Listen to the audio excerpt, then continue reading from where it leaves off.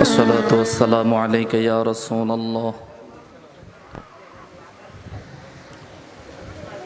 الصلاة والسلام عليك يا حبيب الله. الصلاة والسلام عليك يا شفيع المذنبين. الصلاة والسلام عليك يا رحمة للعالمين.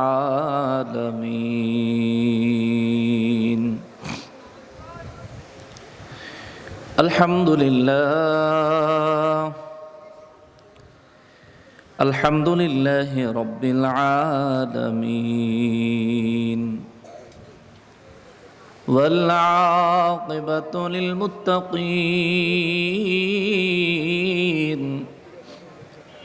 الصلاة والسلام على من كان نبيا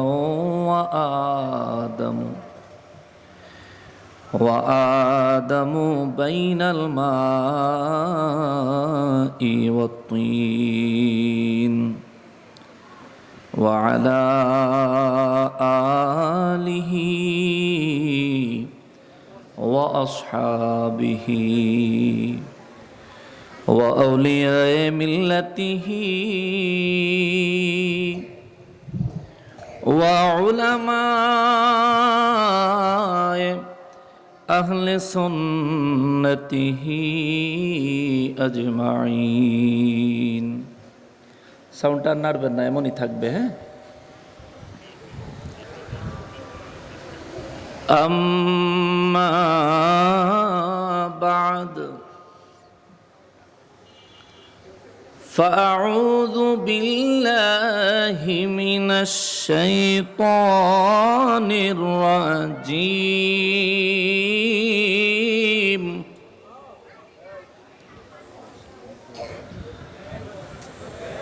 بسم الله الرحمن الرحيم.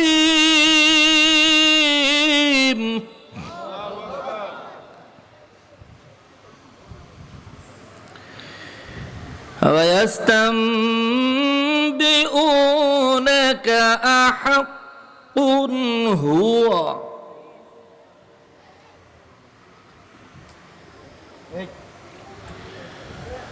قل إي وربي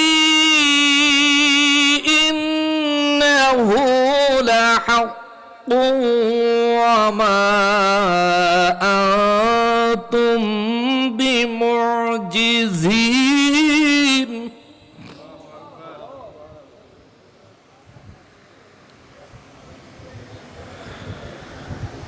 ولو أن لكل نفس ظلمت ما في الأرض لافتدت به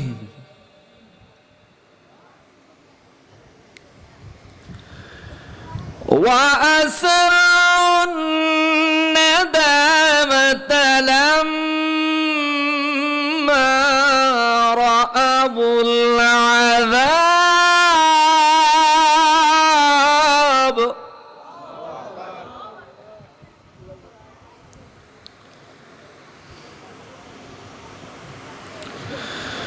وقضي بينهم بالقسط وهم لا يظلمون.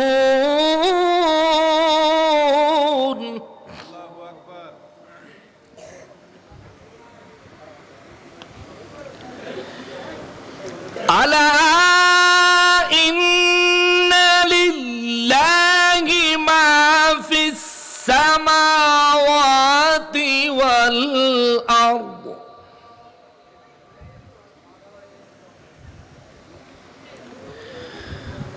ألا إن وعد الله حق ولكن أكثرهم لا يعلمون.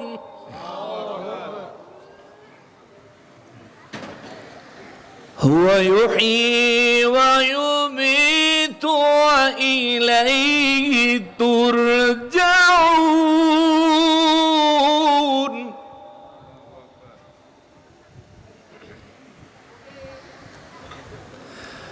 هو يحيي ويميت وإليه ترجعون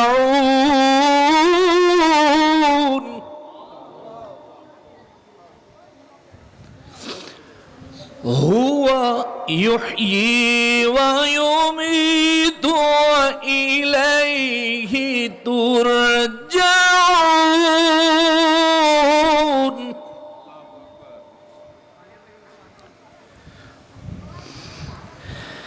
يا أيها الناس قد جاءتكم موعظة من ربكم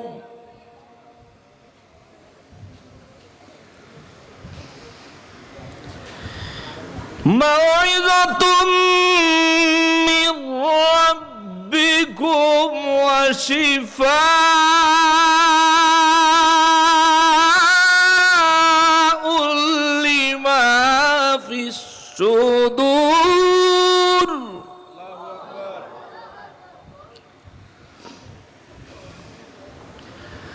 موعظة من ربكم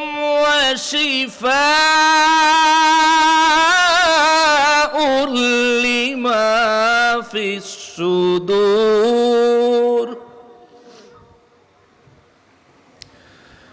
وهدى ورحمة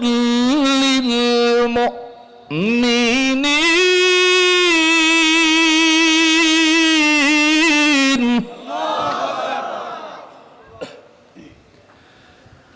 قل بفضل الله وبرحمته فبذلك فليفرحوا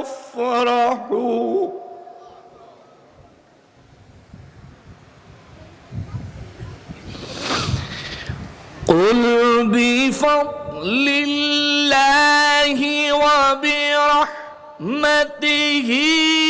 فبذلك فليفرحوا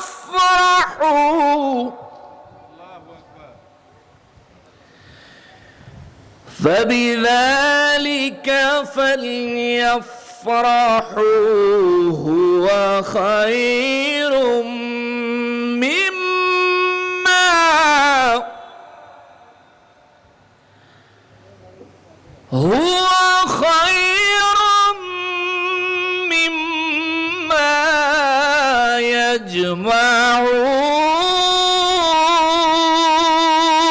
يجمعون فقال تعالى في شان حبيبه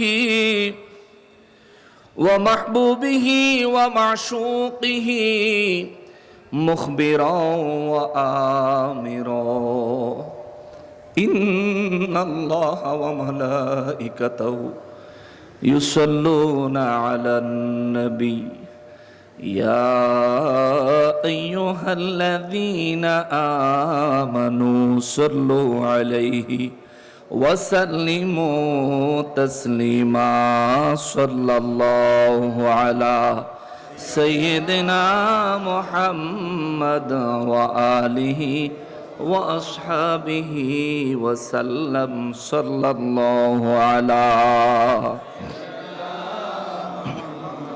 وآله وأصحابه وسلم اللهم صل على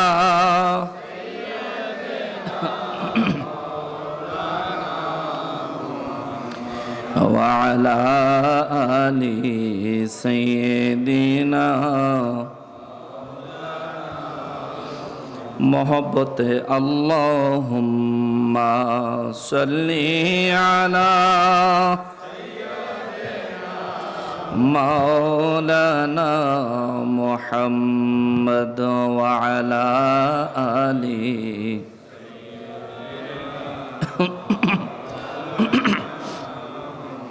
তৌফিক দিও গো আল্লাহ, গুনাহ হইতে বাঁচিবার আমল করিতে দিও সুন্নত নবী মুস্তাফার।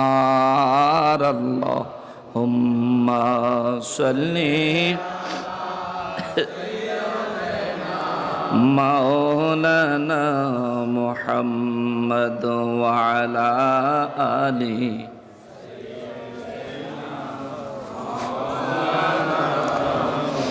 গুনাহগারের গুনাহ ঝরে নবী দুরুদে আপনার, গুনাহগারের গুনাহ ঝরে নবী দুরুদে আপনার। রোজ হাসরে পার করিবেন, রোজ হাসরে পার করিবেন উম্মত গুনাহগার নবীজি। আল্লাহ আল্লাহ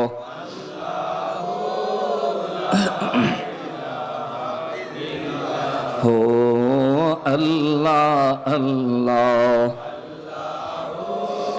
লা ইলাহা রহমাতাল লিল আলামিন নবী উম্মতের কান্ডার। রহমাতাল লিল আলামিন নবী উম্মতের দয়া করে পার করিবেন, দয়া করে পার করিবেন উম্মত গুনাহগার নবীজি। আল্লাহ আল্লাহ লা ইলাহা হো আল্লাহ আল্লাহ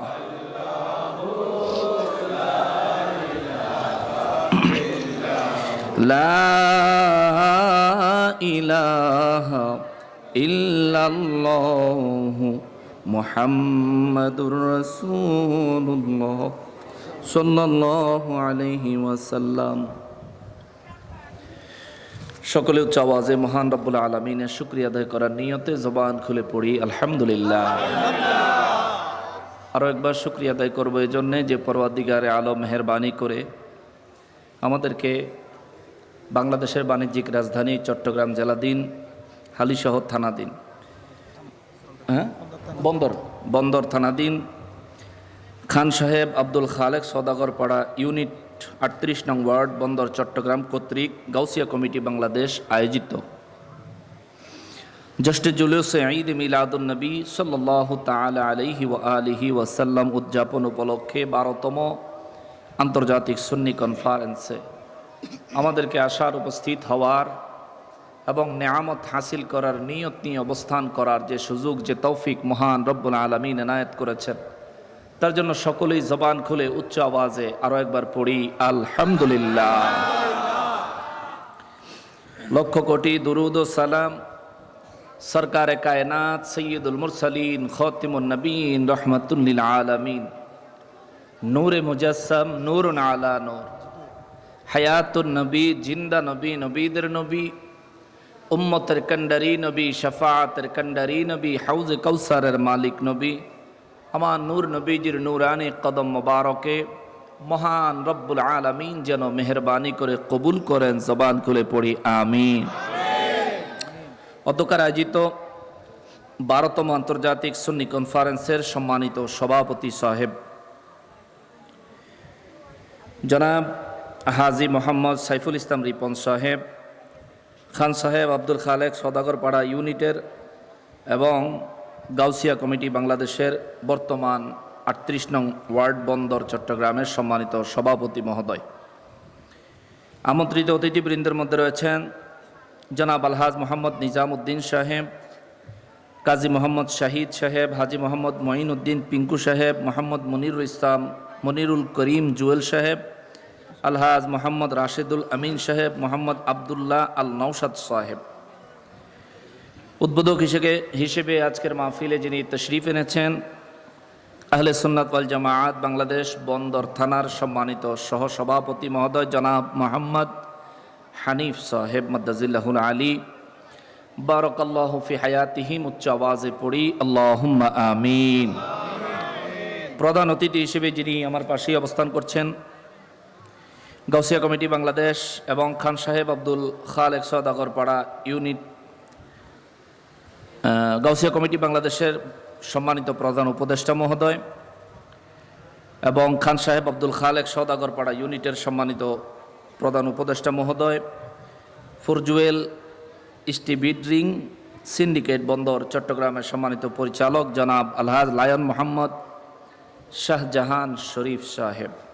বিশেষ অতিথি হিসেবে উপস্থিত রয়েছেন আলহাজ মোহাম্মদ মুজাহের সাহেব, গাউসিয়া কমিটি বাংলাদেশ বন্দর থানার সম্মানিত আহ্বায়ক মহোদয়। আমার পূর্বে আলোচনা পেশ করেছেন আপনাদের সকলের হৃদয়ের স্পন্দন, নয়নের মণি, নিশ্চিন্তপাড়া কেন্দ্রীয় শাহী জামে মসজিদ ধুপপুল বন্দর চট্টগ্রামের সম্মানিত খতিবে মুকাররম জনাব মুফতি মৌলানা মোহাম্মদ ইদ্রিস রিজভী সাহেব। আলোচনা পেশ করেছেন বাইতুল আমান জামে মসজিদ কুমারদিঘির পাড় বন্দর চট্টগ্রামের সম্মানিত খতিবে মুকাররম জনাব হজরত মৌলানা মোহাম্মদ গোলাম হুসাইন আল কাদরি সাহেব মাদ্দাজিল্লাহুল আলী, বারাকাল্লাহু ফি হায়াতিহিম। উচ্চ আওয়াজে পড়ি আল্লাহুম্মা আমিন। স্পেশালি গাউসিয়া কমিটির সদস্য হিসেবে যারা রয়েছেন, আয়োজক হিসেবে যারা রয়েছেন, তাদের প্রতি আন্তরিক মোবারকবাদ এবং ধন্যবাদ রেখে আমি আমার আলোচনার সামনের দিকে এগিয়ে যাব। উপস্থিত দিগার উলামায়ে কেরাম, আমার সম্মুখে উপস্থিত দিনদার ইমানদার মুসলমান মুত্তাকি ভাইরা, পর্দার আড়ালের মা ও বোনেরা, রাস্তাঘাট দোকানপাট থেকে দূর দূরান্ত থেকে বিভিন্ন সোশ্যাল মিডিয়ার মাধ্যমে আমাদেরকে যারা দেখছেন, সকলকে উদ্দেশ্য করে আরও একবার সালাম আরজ করে সরাসরি আলোচনায় প্রবেশ করছি। আসসালামু আলাইকুম ওয়া রাহমাতুল্লাহি ওয়া বারাকাতুহু। আলোচনা শুরু করার আগে দুটা কথা না বললেই নয়। আমার আব্বা আজ ভোর 5টার সময়, ফজরের সময় ইন্তেকাল করেছেন। ইন্না লিল্লাহি ওয়া ইন্না ইলাইহি রাজিউন। আমি খবর পেয়েছি সকাল 11টার সময়।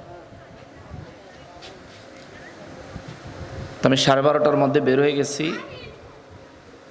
আল্লাহ পাক 4:15টার মধ্যে আমাকে চাঁদপুর পৌঁছায় দিয়েছেন। আমি আসরের নামাজ জামাতে পড়ে জানাজা করে, আমার আব্বার ওসিয়ত ছিল যাতে আমি আব্বার জানাজা করি। এমনও বলেছিলেন যে যদি আমাকে 2 দিন রাখতে হয় রাখবা, কিন্তু ওরে ছাড়া আমার জানাজা দিবা না, ওরে ছাড়া আমার দাফন করবা না। আল্লাহর মেহেরবানি গিয়েছি। আসলে এই চট্টগ্রাম থেকে চাঁদপুরে যাওয়া, আপনাদের এখানে হয়তো অনেকের এক্সপিরিয়েন্স আছে, 5-6 ঘন্টার কমে হয় না, কিন্তু আল্লাহ কেমনে নিছে এটা মালিকেরই মেহেরবানি। আবার ওখান থেকে আসলামও, চিন্তায় ছিলাম না জানি কত লেট হয়, কিন্তু সিটি গেটে এন্টার করছি, জাস্ট সিটি গেটে এন্টার করছি, টাইম বরাবর 11টা।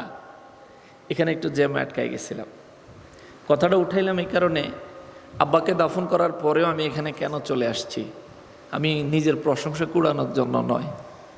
উদ্দেশ্য হলো আপনাদেরকে নিয়ে আমার আব্বার জন্য একটু দোয়া করব।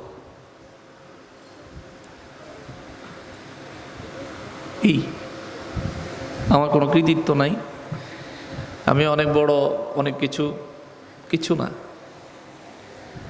আমার বাপকে আমার হাতে যখন কবরে শোয়াইছি, মনে এই কথা ফিল হয়েছে একদিন এখানে আমি শোবো, কে জানি শোয়ায়। এখানে যারা আছেন প্রত্যেকে শুইবেন, ওইটাই ঠিকানা, ওইটাই ফাইনাল ঠিকানা, ওইটাই আসল ঠিকানা। জানি, কিন্তু অন্তর দিয়ে অনুধাবন করি না। আমরা মুসলমান রয়েছি, মুসলমান হয়েছি, মুসলমানই জিন্দিগি যাপন করতেছি, কিন্তু বড়ই নেহায়াত আফসোসের বিষয় হলো আমাদের এই জীবন পরকালের অনন্ত অন্তহীন জীবনের জন্য প্রস্তুতি নেওয়ার জীবন।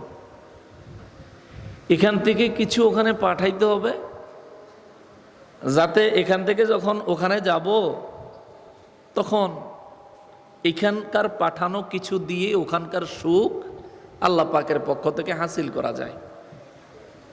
কিন্তু আমরা টোটালি ডিফারেন্ট। বেদিনের মৌতের চিন্তা নাই, বেদিনের পরকালে জান্নাত জাহান্নামের চিন্তা বা ভয় নাই। কিন্তু আমরা মুসলমান কেমন জানি ওদের মতোই হয়ে গেছি। আমার কথা কষ্ট পাইলেন? এটা বাস্তব। আমরা কেমন জানি এমন হয়ে গেছি, আমরা কাউকে ধোঁকা দিতে একবারও চিন্তা করি না। এর জন্য তো আমাকে একজনের কাছে হিসাব দিতে হবে। তিনি কে? দুনিয়ার কেউ দেখে নাই, কেউ বুঝে নাই, কেউ কিছু করতে পারে নাই। কিন্তু সবার ক্ষমতা যেখানে শেষ, সেখান থেকে শুরু হয় কার ক্ষমতা? জোরে বলেন কার? এমন কোনো একটা বিষয় আছে যেটা আমরা তার কাছ থেকে লুকাইতে পারবো? বলেন, লুকানোর জায়গা আছে? নাই রে বাবা। রব্বুল আলামিনের দৃষ্টি মোবারক থেকে লুকানোর মতো কোনো কিছুই আমার আল্লাহর সৃষ্টি জগতে নাই। লুকাইতে পারে এমন ক্ষমতাবান কোন মাখলুক আল্লাহর এই জমিনে আমার আল্লাহ বানায় পাঠায় নাই। দিনে করলেও দেখেন কে? জবাব দিতে হবে কে? জবান খুলে বলেন না কে? রাতের বেলা অন্ধকারে করলেও দেখেন কে? প্রকাশ্যে করলেও দেখতেছেন কে? গোপনে করলেও দেখে কে? আজ যদি এই জায়গায় আপনাকে কোনো একজন মানুষ কোনো কারণে খারাপ একটা গালি দেয়, নিশ্চয়ই আপনার মেজাজটা প্রচন্ড খারাপ হয়ে যাবে। চিন্তা করবেন এমন জঘন্য গালি দিয়েছে, এই গালির জবাব গালি দিয়ে হবে না, তার দুই সাইডটা উত্তম মধ্যম লাগাইতে হবে, ঠিক না? এই চিন্তা করার পরে যদি তাকায় দেখেন একটা সিসি ক্যামেরা আপনার দিকে তাকায় আছে, যতই রাগ উঠুক গালি দেনেওয়ালা ব্যক্তির গায়ে আপনি বুদ্ধিমান হইলে কি হাত দিবেন? চিন্তা করবেন হাত দিলে ক্যামেরায় উঠবো, আমি তো ধরা খাইয়া যাব। আরে মুসলমানেরা রে, আমার পেয়ারা নবীর উম্মতেরা রে, ওই মহান রব্বুল ইজ্জাত আমাদেরকে সৃষ্টি করেছেন। রব্বুল ইজ্জাতের দৃষ্টি সীমানার বাইরে যাওয়ার ক্ষমতা আমাদেরকে দেয় নাই। যাই করি, নামাজ পড়লেও তিনি দেখে, নামাজ না পড়লেও তিনি দেখে, তার হুকুম মানলেও তিনি দেখে, তার হুকুম না মানলেও তিনি দেখে। কিন্তু এমন দয়াময় রে, রহমানুর রহিম নাম ধারণ করেছেন, রহমাতুল্লিল আলামিন নবীকে নিজের হাবিব বানাইছেন। নিজের হাবিবের ওসিলায় আমরা এত নাফরমানি করার পরেও আমাদেরকে আযাব গজব থেকে বাঁচায়া রাখেন কে? মুসলমানের আরে, কোন মায়ের গর্ভে যদি কারো সন্তান আসে, আল্ট্রাসোনোগ্রাম করলে হসপিটালে নিয়ে গেলে অভিজ্ঞ ডাক্তার, গাইনি বিভাগের অভিজ্ঞ ডাক্তাররা ওই মাকে একটা সম্ভাব্য তারিখ দেয়। অমুক তারিখে এই সন্তানটা পৃথিবীতে আসতে পারে, হয়তো এক সপ্তাহ পরে বা এক সপ্তাহ আগে। কিন্তু এই সন্তানটা জন্মগ্রহণ করার পরে কতদিন বাঁচবে কেউ গ্যারান্টি দিতে পারে? কোন দিন মৌত আসবে এই গ্যারান্টিও কেউ দিতে পারে? আমার আর আপনার কাছে কতদিন বাঁচবো এমন কোন গ্যারান্টি আছে? বলেন আছে? আগামীকাল সকাল পর্যন্ত আমি হায়াত পাবো, বেঁচে থাকবো এমন কোন গ্যারান্টি আমার আপনার আছে? যদি না থাকে রে বাবা, ওই কথাটা কেন চিন্তা করেন না? এখন যদি হাওয়াটা বের হয়ে যায়, এই হাওয়াটা, এই নিঃশ্বাস, এই অক্সিজেনটা যদি আর ভিতরে না ঢুকে, একবার বের হয়ে গেলে আর যদি ভিতরে না ঢুকে, কতক্ষণ নাইলে কালকে আসর পর্যন্ত আপনারা রাখবো, নাইলে পরের দিন পর্যন্ত রাখবো, নাইলে 3 দিন পর্যন্ত রাখবো। তারপরে তো আপনার আসল ঠিকানায় আপনারে পৌঁছায়া দিব। আসল ঠিকানায় ঢুকা মাত্র জিন্দিগির হিসাব দেওয়া লাগবে কি লাগবে না? ওই জায়গায় কি আত্মীয় স্বজন সাহায্য করতে পারবে? জোরে বলেন। কোন আত্মীয়ের সাহায্য সেখানে চলবে? কোন বন্ধুর সাহায্য সেখানে চলবে? সেখানে বন্ধু নাই, আত্মীয় নাই, কিন্তু নিজের জিন্দিগির হিসাব দেওয়া লাগবে। আপনি একা হিসাব নিতে 2 জন ফেরেশতা আসবেন। রব্বুল ইজ্জত তো তার সামিউন বাসীর দিয়ে আপনার দিকে তাকায় আছেন। সেখানে আপনার জিন্দিগির আমলের হিসাব দিতে হবে। ইমানের প্রশ্ন 3টা করব। মার রব্বুকা ওয়া মা দীনুকা ওয়া মান নাবিয়ুকা। শুরু প্রারম্ভিক ইমানের 3 প্রশ্ন করার পরে আপনারা কবরে উত্তর দিলেন তো ভালো, আরামে শোয়া দিল। হাসরের ময়দান যেদিন কায়েম হবে রে, এ মুসলমান, নিজের জিন্দিগির আমলগুলো, নিজের জিন্দিগির কাজগুলো রব্বুল ইজ্জত কুদরতি ভাবে আমার আপনার সামনে তুলে ধরবেন। সেদিন অন্যায়গুলো দেখায় আল্লাহ বলবেন, করছিলি কেন?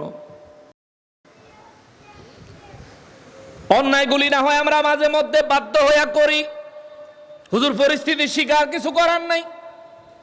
কিন্তু বাবারে, দিনের 5 ওয়াক্ত নামাজের মধ্যে কোন প্রয়োজন আপনাকে বাধ্য করলো নামাজ ছেড়ে দিতে? আপনি 5 ওয়াক্তের মধ্যে কোনোদিন 3 ওয়াক্ত পড়েন না, কোনোদিন 2 ওয়াক্ত পড়েন না, আবার কোনোদিন পুরো 5 ওয়াক্তই পড়েন না। অথচ আপনার জানা থাকা উচিত, ওই হাসরের ময়দানে রব্বুল আলামিন সর্বপ্রথম হিসাব নিবেন নামাজের। নামাজের নামাজের আমার নবীজির নুরানি জবান মোবারকে নবীজি বলেন, আউয়ালু মা ইউহাসাবু বিহিল আবদু ইয়াউমাল কিয়ামাতিস সালাহ।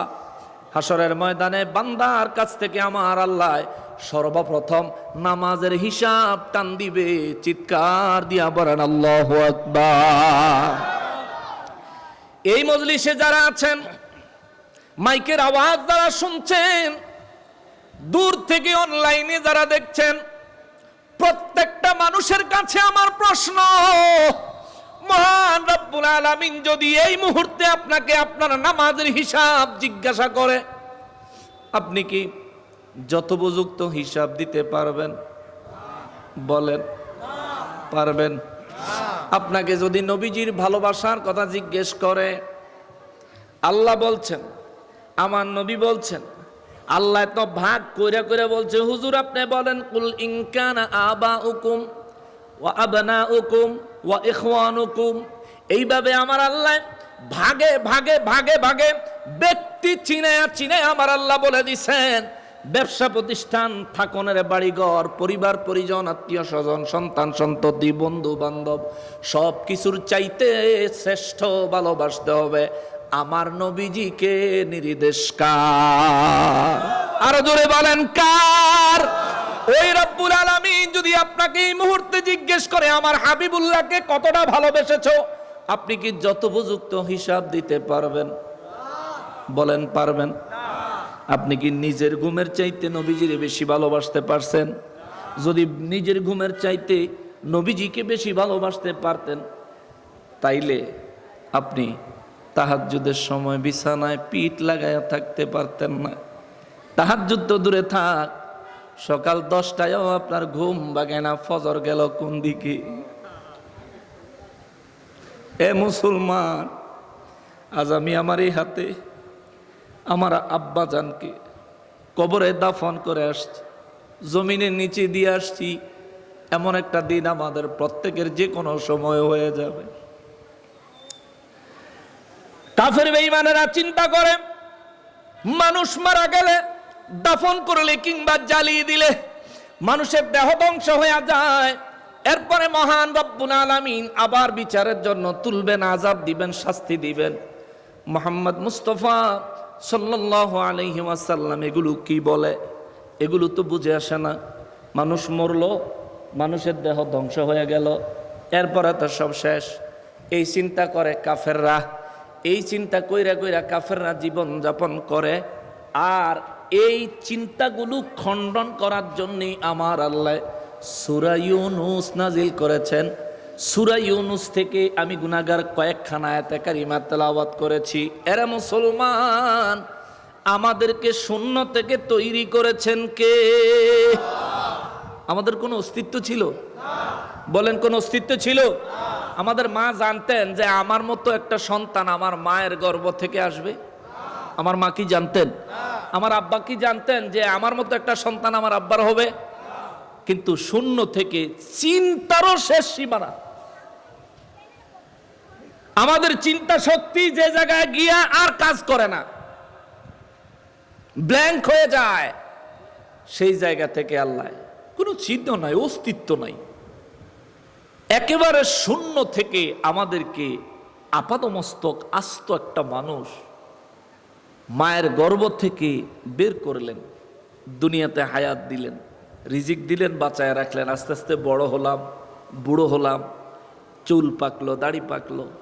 এই সব কিছুর সৃষ্টিকর্তাকে, এই সব কিছু যদি আমাদের ধ্বংস হয়ে যায়, যিনি আমাদেরকে প্রথমে সৃষ্টি করতে পারছেন শূন্য থেকে, সব ধ্বংস হওয়ার পরেও তার পক্ষে কি পুনরায় সৃষ্টি করা অসম্ভব?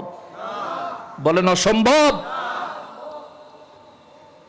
এই জন্য আমি আলোচনা করার জন্য কালামে হাকিম থেকে সূরা ইউনূসের 53 নম্বর আয়াতে কারিমা থেকে আরম্ভ করে 58 নম্বর আয়াতে কারিমা পর্যন্ত তেলাওয়াত করেছি। যদি আপনাদের সবর থাকে, যদি একটু সময় দেন, তাহলে আমার আব্বাজানের রুহের মাগফিরাতে ইসালে সওয়াব হিসেবে আপনাদের খেদমতে যতই কষ্ট হয় আমি বয়ানটা কমপ্লিট করব। অসুবিধা আছে? একটু তাফসীর শোনাই, শুনেন। আসি যখন, আল্লাহ যেহেতু আনছে, আমার আব্বাজান সহ আপনারা এখানে উপস্থিত যারা আছেন, আপনাদের মুরব্বিয়ানে কেরাম সহ এই এলাকায় এই মাহফিলের জন্য দূর দূরান্ত থেকে, প্রবাস থেকে, বিদেশ থেকে যারা যেভাবে সহায়তা করে আঞ্জাম দিচ্ছেন, প্রত্যেকের মুরব্বিয়ানে কেরামের জন্য, আত্মীয় স্বজনের জন্য আল্লাহ যাতে আজকের মাহফিলের সওয়াবগুলো ইসালে সওয়াব হিসেবে কবুল করেন। সবাই পড়ি আমিন। সূরা ইউনূস কুরআনুল কারীমের 10 নম্বর সূরা। এই সূরাটা মক্কা মুআজ্জমায় নাজিল হয়েছে। ওই সময়, যে সময় আমার নবীজির রিসালাত মোবারক কেবলমাত্র প্রকাশ করছেন। সুবহানাল্লাহ বলেন। প্রকাশ করছেন না নবুয়তি পাইছেন? প্রকাশ করছেন। আমাদের দেশে অনেকেই বলে নবীজি 40 বছর বয়সে নবুয়তি পাইছে, এরকম কিছু বলে। আসলে ওনার জ্ঞানের অভাব আছে। বলবেন হুজুর কেন? সূরা আলে ইমরানের 81 নম্বর আয়াতে রূহের জগতে আল্লাহ নিজে আমার নবীকে সুম্মা জাআকুম রাসূলুন বলে, খুদ রাসূল বলে স্বীকৃতি দিয়েছেন, যখন দুনিয়াতে আল্লাহ কোন মানব জাতি বানায় নাই। জোরে কর না সুবহানাল্লাহ। রূহের জগতে নবীকে রাসূল বলেছেন কে? আল্লাহ। আর আমাদের দেশের মুলবিরা কয় 40-এর পরে হইলে মানি, আগেরটা মানি না। হ্যাঁ লেগে মিলাদুন নবী মানি না, সিরাতুন নবী মানি। সিরাতুন নবীর ব্যানার লাগাইলে কোরআন হাদিসের ওয়াজ হয়, ঠিক আছে। মিলাদুন নবীর ব্যানার লাগাইলে কোরআন হাদিসের ওয়াজ হয়, হেতার বলে ঠিক নাই। চিন্তা করে এখন আমরা কেন মিলাদুন নবী নিয়ে পাগল? কারণ আমরা আমার রসুলকে সৃষ্টি সূত্রে রসুল মানি। সুবহানাল্লাহ। আর ওরা আমার রসুলকে 40 বছর থেকে 63-23 বছরের মধ্যে নবীকে, নবীজির রিসালাতকে সীমাবদ্ধ করতে চায়। আমি তাদেরকে একটা মেসেজ দেই, শোনো আহাম্মকের দল, যদি নবীজি 40 বছর থেকে 63 বছর পর্যন্ত এই 23 বছরের রসুল এবং রিসালাতের মালিক হয়ে থাকেন, তাহলে নবীর মিলাদুন নবীর দিন নবী যে জমিন মোবারকে কদম মোবারক রেখেই কপাল মোবারক জমিনে লাগায়া 2 হাত মোবারক এইভাবে উপরের দিকে দিয়া রব্বি হাবলি উম্মতি বলে দোয়া করেছেন। চিৎকার দিয়া বলেন সুবহানাল্লাহ। যদি কর্মী না থাকে নেতা হয়? বলেন, কর্মী ছাড়া নেতা হয়? মুসল্লি ছাড়া ইমাম হয়? নবীজি বললেন রব্বি হাবলি উম্মতি, উম্মতি, উম্মতি, উম্মতি। উম্মতি বলে নবীজি কি স্বীকৃতি দিলেন, কি বুঝাইলেন? বুঝাইলেন, আরে আমি রেডিমেড রসুল হয়ে আইছি, আমি দুনিয়ায় আসার আগেই দুনিয়াতে আমার বহু উম্মত আল্লাহ তাআলা আদম নবী থেকে ঈসা নবী পর্যন্ত পাঠাইছে। চিৎকার দিয়া বলেন আল্লাহু আকবার। আদম নবীর সন্তানেরা আদম নবীর উম্মত, কিন্তু আদম নবী নিজে আমার নবীর উম্মত। ঈসা নবীর উম্মতেরা ঈসা নবীর উম্মত, কিন্তু ঈসা নবী খোদ নিজে আমার নবীর উম্মত। এই জন্য আগের সমস্ত নবীদের কালিমা আর আমাদের কালিমা এক, লা ইলাহা ইল্লাল্লাহু মুহাম্মাদুর রাসূলুল্লাহ সাল্লাল্লাহু আলাইহি ওয়াসাল্লাম। এই আদম নবীর কালিমাও এটা, মুসা নবী, ঈসা নবী, ইব্রাহিম নবী, সমস্ত নবীদের কালিমা এটাই। কিন্তু তারা তাদের উম্মতের কাছে দাওয়াত দিয়েছেন নিজের রিসালাতের উপরে, কিন্তু ওনারা নিজেরা আমার রাসূলের রিসালাতের স্বীকৃতি দিয়েছেন। আদম নবী যখন দুনিয়ায়, আমার নবীজির তখন জাহিরি মিলাদ মোবারক হয় নাই, কিন্তু নবী এখনো দুনিয়াতে আসেন নাই, কিন্তু নবীজির উম্মত এসে গেছে।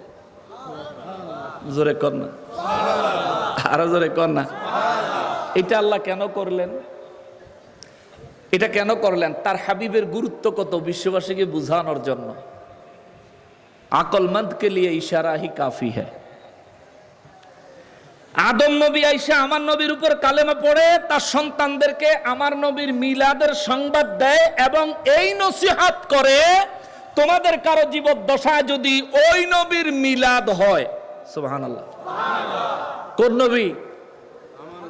কোন নবী? আমার নবী। আর বেটা গৌরব করে বলো, কোন নবী? আমার নবী। আমি গৌরব করি, আমি অহংকার করি আমার রাসূলকে নিয়ে, যিনি সৃষ্টি সূত্রে রাসূল।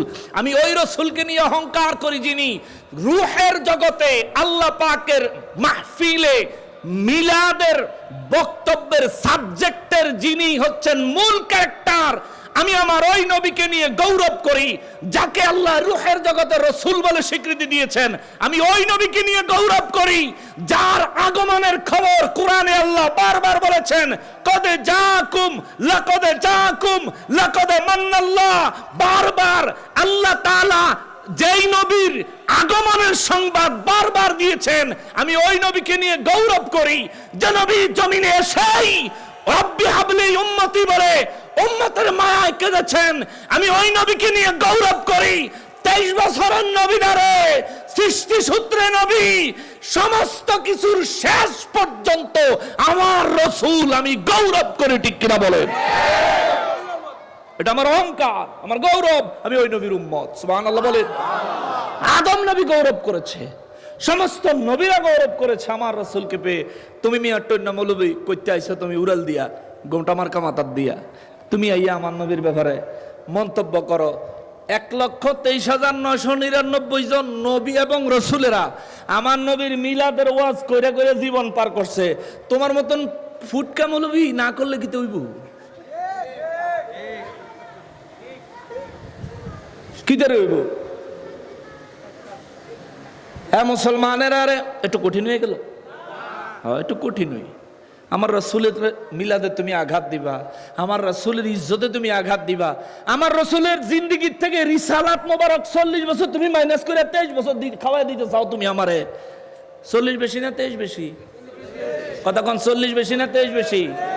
আমরা 40ও নিতাম না, 23ও নিতাম না, আমরা পুরো 63 সৃষ্টির শুরু থেকে শেষ পর্যন্ত আমরা পুরোটা লাগবো। ঠিক আছে না? আমরা কোনো সংক্ষেপ টংক্ষেপ দিয়া হবে? রাসূলের রিসালাত নির্ধারণ করার মতো আহাম্মকি প্রচেষ্টা সুন্নিরা করে না, এটি আহাম্মকেরাই করে। রাসূলের রিসালাতের, রাসূল সাল্লাল্লাহু আলাইহি সাল্লামকে রিসালাত দিয়েছেন কে? আল্লাহ। তাহলে ওনার রিসালাত কোথা থেকে শুরু হয়েছে, কোথায় গিয়ে শেষ হবে, এই ক্রাইটেরিয়া, এই সীমানাও নির্ধারণ করে দিয়েছেন কে? আল্লাহ। তুই কে রে? রব্বুল আলামিন কালামে হাকিমে বলেন, আদম নবীর নবুয়ত মোবারক, আদম নবীর নবুয়ত মোবারক, রিসালাত মোবারক, ইন্তেকাল মোবারকের সাথে সাথেই শেষ। রোজ হাশরের ময়দানে আদম নবী দাঁড়াবেন, আমরা উম্মতেরা যেমনি ভাবে আল্লাহর দরবারে বিচারের আশায় দাঁড়াবো, তেমনি ভাবে রোজ হাশরের ময়দানে আদম নবীর নবুয়ত এবং রিসালাতের পাওয়ার নাই, পাওয়ারলেস। আদম নবী থেকে ঈসা নবী পর্যন্ত সমস্ত নবী এবং রসুলদের পাওয়ার নাই, পাওয়ারলেস। হাশরের ময়দানে যার রিসালাত পাওয়ারফুল, তিনি আমার নবী। জোরে কন্যা সুবহানাল্লাহ, তিনি আমার নবী। এমন এক নবীর উম্মত হয়েছি, সৃষ্টি করার পরে আল্লাহ সমস্ত নবীদেরকে নিয়ে রূহের জগতে আল্লাহ মাহফিল উদ্বোধন করলেন, বান্দাদেরকে শিখাইলেন আমার হাবিবের জন্য এইভাবে করতে হয়। কিভাবে গো আল্লাহ? রব্বুল ইজ্জাত বলেন, সমস্ত সৃষ্টি আমি বানাইছি, সমস্ত সৃষ্টির আলাদা আলাদা মর্যাদা আছে, সমস্ত সৃষ্টির আলাদা আলাদা গুণ আছে, কিন্তু আমি রব্বুল ইজ্জাত সমস্ত সৃষ্টির মধ্যে মানব জাতির শ্রেষ্ঠ বানাইছি। এই মানব জাতির মধ্যে আমি আল্লাহ ধাপে ধাপে নবী এবং রসুলদের মর্যাদা অন্যতম করেছি। রোজ হাশরের ময়দান থেকে আমার রব্বুল ইজ্জাত বিশ্ববাসীর মেসেজ দিবেন, খোদ নিজে উপস্থিত হইয়া, খোদ নিজে জাহির হইয়া, খোদ নিজে প্রকাশ হইয়া হাশরের ময়দানে আল্লাহ মেসেজ দিবে, দেখো দুনিয়ায় যারা আমার নবীকে 23 বছরের নবী এবং রসুল নির্ধারণ করতে চেয়েছো, হাশরের ময়দানে আমার নবীর রিসালাত চলে আর কারোটা চলে না। কবরে আমার নবীর রিসালাত চলে আর কারোটা চলে না। আমার নবীর হায়াতে জিন্দেগানি মোবারকের শুরু থেকে ইন্তেকাল মোবারক পর্যন্ত আমার নবীর রিসালাত চলে, অন্য সব নবীদের রিসালাত বাতিল আর চলে না। এরে মুসলমান রে, আমার নবী এ জমিনে আসার আগেই নবীর রিসালাত চালু হয়েছে। নবীজির সৃষ্টির পর থেকেই নবীজির রিসালাত আরম্ভ হয়েছে। মহান রব্বুল ইজ্জাত দিক নির্দেশনা দিয়েছেন, আমার নবীর রিসালাত মোবারকের শুরু আছে, শেষ। সুবহানাল্লাহ, আরো জোরে বলেন, আরো জোরে বলেন। মুসলমান রে, বলবেন হুজুর নবীজির রিসালাতের শেষ নাই কেমনে? হাশরের ময়দান থেকে নেক আর গুনাহ ওজন করার পরে রব্বুল ইজ্জাতের দরবারে জিন্দেগির আমলের হিসাব দেওয়ার পরে ইমানের মজবুতি যদি আল্লাহর দরবারে প্রমাণ করতে পারি, আমাদের ঠিকানা হবে জান্নাত। আমরা যেমন উম্মতা ছিলাম তেমন উম্মতই থাকব। সমস্ত নবীরা একই অবস্থা, কিন্তু আমার নবী রহমাতুল লিল আলামিন হাশরের ময়দানে নবুয়ত এবং রিসালাত একসাথে চালাইবেন, নবীজির শাফাআত চালাইবেন, নবীজি পুলসেরাতে উম্মতের সাহায্যকরণ চালাইবেন। মিজানে উম্মতের নেকার গুনাহ ওজন দিলে ওই জায়গায় ফেরেশতারা ওজন দিব এক, আমার নবী গিয়া কইরা দিব আর এক।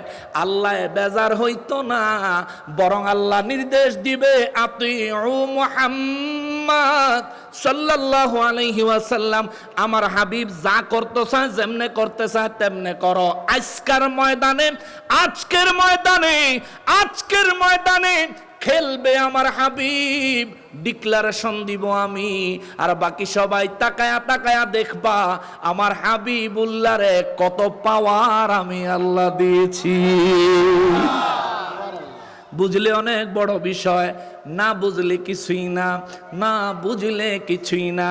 তুমি নবী বাদ দিয়ে আল্লাহ পাইতে চাও, তোমার আকলে কি হয়েছে রে ভাই? তোমার আকলে কি হয়েছে? এই যে দুইটা ঠোঁট, নিজের দুইটা ঠোঁট নিয়ে একটু গবেষণা করস না। দুই ঠোঁট দিয়া আমি যদি পড়ি লা ইলাহা ইল্লাল্লাহ, আমি পড়লাম কালিমার অর্ধেক লা, খেয়াল করেন, লা ইলাহা ইল্লাল্লাহ, দুই ঠোঁটের কোনো কানেকশন হইছে? বলেন হইছে? বলেন হইছে? যদি উপরের ঠোঁট, উপরের দিকটা রব্বুল ইজ্জাতের জন্য চিন্তা করি, নিচের দিকটা যদি আমার জন্য চিন্তা করি, ওরে লা ইলাহা ইল্লাল্লাহ দিয়া বান্দার সাথে রবের কানেকশন হয় না, হয় না, হয় না। মুহাম্মাদুর রাসূলুল্লাহ সাল্লাল্লাহু আলাইহি ওয়াসাল্লাম দিয়া রবের সাথে বান্দার কানেকশন একবার না দুইবার হয়। জোরে বলেন সুবহানাল্লাহ। গিলু তো ছাগলেরও আছে, মাথা তো ছাগলেরও আছে, মগজ তো ছাগলেরও আছে, কিন্তু মালিককে একই রাস্তা দিয়া প্রতিদিন নিয়ে যায়, রশি দইরা লাড়ি দিয়া বাইরে না নিলে সে রাস্তা চিনে না। তুমি আশরাফুল মাখলুকাত হইলে তুমিও একটু চিন্তা করো, চিন্তা করা উচিত। মিলাদুন নবী দেখলে তোমার মাথা গরম হয় কেন? মিলাদুন নবীর জুলুস দেখলে তোমার মাথা গরম হয় কেন? তুমি গরম পানি মারো কেন? তুমি গাড়ির উপর ভাঙচুর করো কেন? জুলুসে অংশগ্রহণকারী মুসলমানদের উপর হামলা করো কেন? হামলা করো কেন? হামলা করো কেন? আরে আখিরি নবীর উম্মতেরা আখিরি নবীর আগমনে খুশি, ওই খুশি উম্মতদের উপর যারা হামলা করার মতো, আক্রমণ করার মতো, গরম পানি ছিটানোর মতো, গাড়ি ভাঙচুর করার মতো নিন্দনীয় নিকৃষ্ট কাজ করে, এদের লেবাসে মুসলমান হইলেও আসল চরিত্র ইহুদির। আমার নবীর আগমনে সবচেয়ে বেশি কষ্ট যারা পেয়েছে তাদের মধ্যে একটা দল হইল ইহুদি। সবচেয়ে বেশি কষ্ট যারা পাইছে। তা আমার নবীর আগমনে আমরা খুশি, আমরা খুশি হই। তোমরা এটার ভিতরে ফতুয়া বিশ্রাও। এ বেড়া, তাকওয়ার ভিতরে ফতুয়া চলে না। তুমি তো তাকওয়া আর ফতোয়া এই দুইটার পার্থক্যই বুঝো না। তাকওয়া হইলে এমন জিনিস, বলবো একটু, তাকওয়া হইল এমন জিনিস, তাকওয়ায় যেই কাজ করে ফতুয়া এটার অপরাধ মনে করে। এমন অনেক কাজ আছে, যেমন আপনাদের কষ্ট হচ্ছে, একটা দাঁত কেউ যদি নিজের দাঁত ইচ্ছাকৃত ভাঙে, ফতুয়া কয় এটা কবিরা গুনাহ। কোন গুনাহ? কবিরা গুনাহ। ছোট কেমন? হ্যাঁ, কবিরা গুনাহ বড়, মানে সবচেয়ে বড় কবিরা গুনাহ। এমনকি যদি কবিরা গুনাহ বারবার করতে থাকেন, এক সময় আপনাকে কাফের বানায় দিবে। অত্যধিক পরিমাণে কবিরা গুনাহ মানুষকে ঈমান থেকে হালাক করে দেয়। কেউ যদি ইচ্ছা করে নিজের একটা দাঁত নিজে ইচ্ছা করে ভাঙে, ফতোয়া বলে এটা কবিরা গুনাহ। ওয়াইস করণী রাদিয়াল্লাহু তাআলা আনহুর তাকওয়া বলে এটা নবীর জুব্বা পাওয়ার উসিলা। এবার হেন ফতোয়া লাগাও বলে আমি দাঁত ভাঙলে ফতোয়া কয় কি কবিরা গুনাহ। ওয়াইস করণী রাদিয়াল্লাহু তাআলা আনহু দাঁত ভাঙলেন, রাসূলুল্লাহ সাল্লাল্লাহু আলাইহি ওয়াসাল্লামের জুব্বা মোবারক, আয় হায় হায় হায় হায়, যেটা গায়ে থাকলে কবরে দিলে জাহান্নামীরেও জাহান্নামের আগুনে ধরে না। জোরে কোন না সুবহানাল্লাহ। ওই জুব্বা মোবারক হাদিয়া পাঠাইলেন নবীজি। আবার কারে দিয়া? আবু বকর, হযরতে ওমর রাদিয়াল্লাহু তাআলা আনহুমের মতো এত আমার নবীজির শ্রেষ্ঠ সাহাবীদের প্রথম সারির দুইজন সাহাবী দিয়া। জোরে কোন না সুবহানাল্লাহ। তাকওয়ার পুরস্কার। ফতুয়া দিয়া বিচার করলে মনসুর হাল্লাজের মতো শাস্তি দেওয়া লাগবে। আহম্মকের দল মনসুর হাল্লাজের শাস্তি দেওয়ার পরে আইজো তারা আফসোস করে না? হেই হুজেরাও কিন্তু মনসুর হাল্লাজের ওয়াজ করে, করে করে হেরা কয় না এটা আসলে ভুল হইছে। করছে কিন্তু হেরাই এরাই, এই হেরাই গতকালকেও মাইক দিয়া ঘোষণা দিয়া কুমিল্লায় 4টা মাজারে হামলা করছে। ফেসবুকে আমি একটা লিখছিলাম একটু কথা, আল্লাহর গজব আইব। এর লিগে কয়েকজনের কমেন্টে আইয়া লিখছে যে এলাকার মানুষে শিরিক বেদাত উৎখাত করছে, এই জন্য আপনার মায়া কান্না বাড়ছে। তা আমি তারে আবার ছোট্ট করে একটু লিখছি, যারা নিজেরাই মন্দিরে পাহারা দেয়, যারা নিজেরাই শিরিকের আখড়ার নিরাপত্তা নিশ্চিত করে, হেরা মাজারে গিয়া শিরিক খোঁজে কেন? ওরা নিজেরাই তো শিরিকে নিমজ্জিত। সরাসরি প্রকাশ্যে শিরিক হয় মন্দিরে, তুমি সেখানে পাহারা দিচ্ছ। আর বেঈমান মুমিন হয়, পাগল আশেক হয়, আরেক গাঞ্জুটি মদখোর আল্লাহর ওলি হয়। যেখানে অসহায়ের জন্য খানা মিলে, যেখানে দুরবস্থার মানুষদের জন্য সহায়তা মিলে, যেই ওলিদের সোহবতে থাকলে এক জামানা সোহবতে বা আউলিয়া, এক মুহূর্তের সোহবত এক জিন্দেগির শিরিকের চাইতে উত্তম। ওই জায়গায় তুমি শিরিক খোঁজো, আসলে তোমার মুখের কথা সুন্দর, উদ্দেশ্য খারাপ।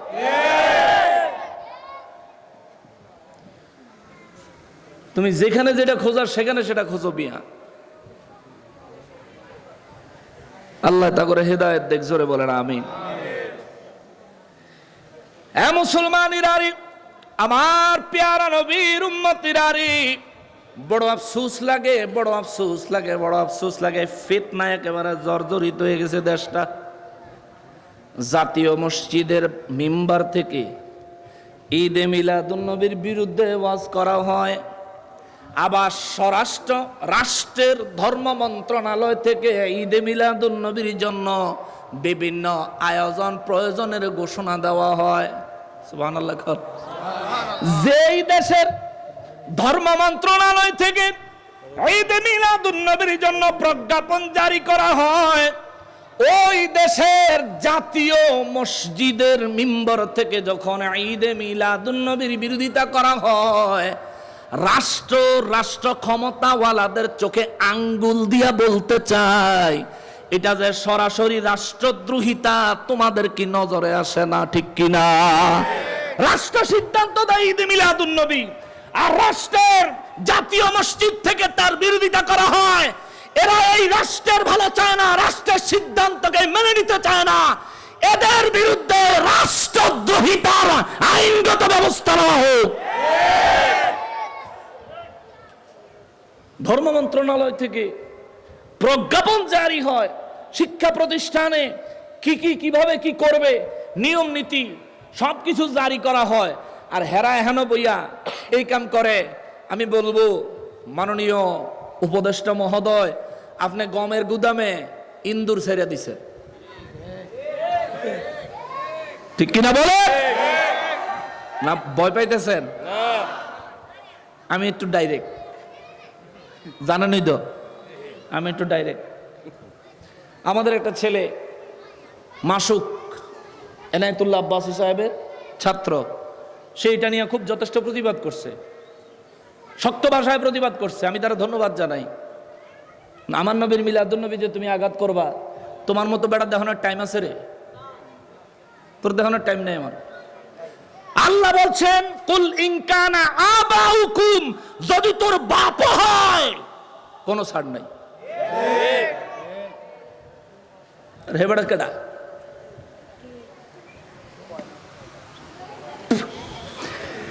এ মুসলমানেরা, আমার পেয়ারা নবীর উম্মতেরা,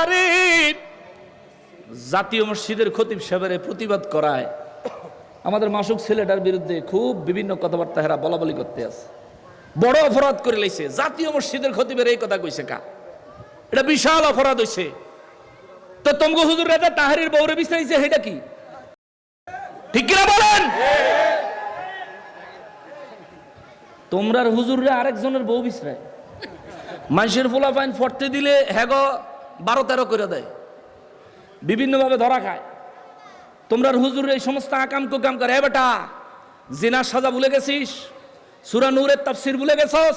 পড়ছি না তো, বলবি নাকি? পড়ছি তো না। সূরা নূরে মহান আল্লাহ বলেন, কোন বিবাহিত ব্যক্তি যদি জিনা করে তার শাস্তি হচ্ছে বুক পর্যন্ত, গলা পর্যন্ত মাটির নিচে গাইরা মুমিন মুসলমান সাক্ষী থাকবে, চতুর্দিক থেকে পাথর নিক্ষেপ করতে থাকবে যতক্ষণ পর্যন্ত সে মইরা না যায়। ঠিক কিনা বলেন? যদি আল্লাহর এই আইন বাস্তবায়ন করতে চান, তাহলে আইয়েন আপনাকে মৌলবীর সব নামান। আপনাকে মৌলবীরা মাশাআল্লাহ মাদ্রাসায় হুজুরের রুমো, মাদ্রাসায় ছাত্র গো রুমো, মাদ্রাসা শেষ করে আরো উন্নত হয়েছে মসজিদের ভিতরে। মসজিদের ভিতরে ছাত্র ছাত্রী শেষ করে ওখানে আবার 2 ঘন্টার লেগে চুক্তি করে বিয়েও করে, কাম করে মসজিদের ভিতরে, পাহারা দেয় মসজিদের বাইরে, কাম করে খতিব সাহেব, পাহারা দেয় ইমাম সাহেব। এই দোনো বদমাইশের সঙ্গে স্যার পাথর নিক্ষেপ করে হত্যা করা দরকার।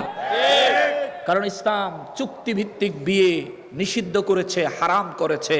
যদি সাধারণ মানুষ এটা করত, তাহলে তারে কোন রকম দৌড়া টোড়া মাইরা ছেড়ে দেওয়া যাইতো।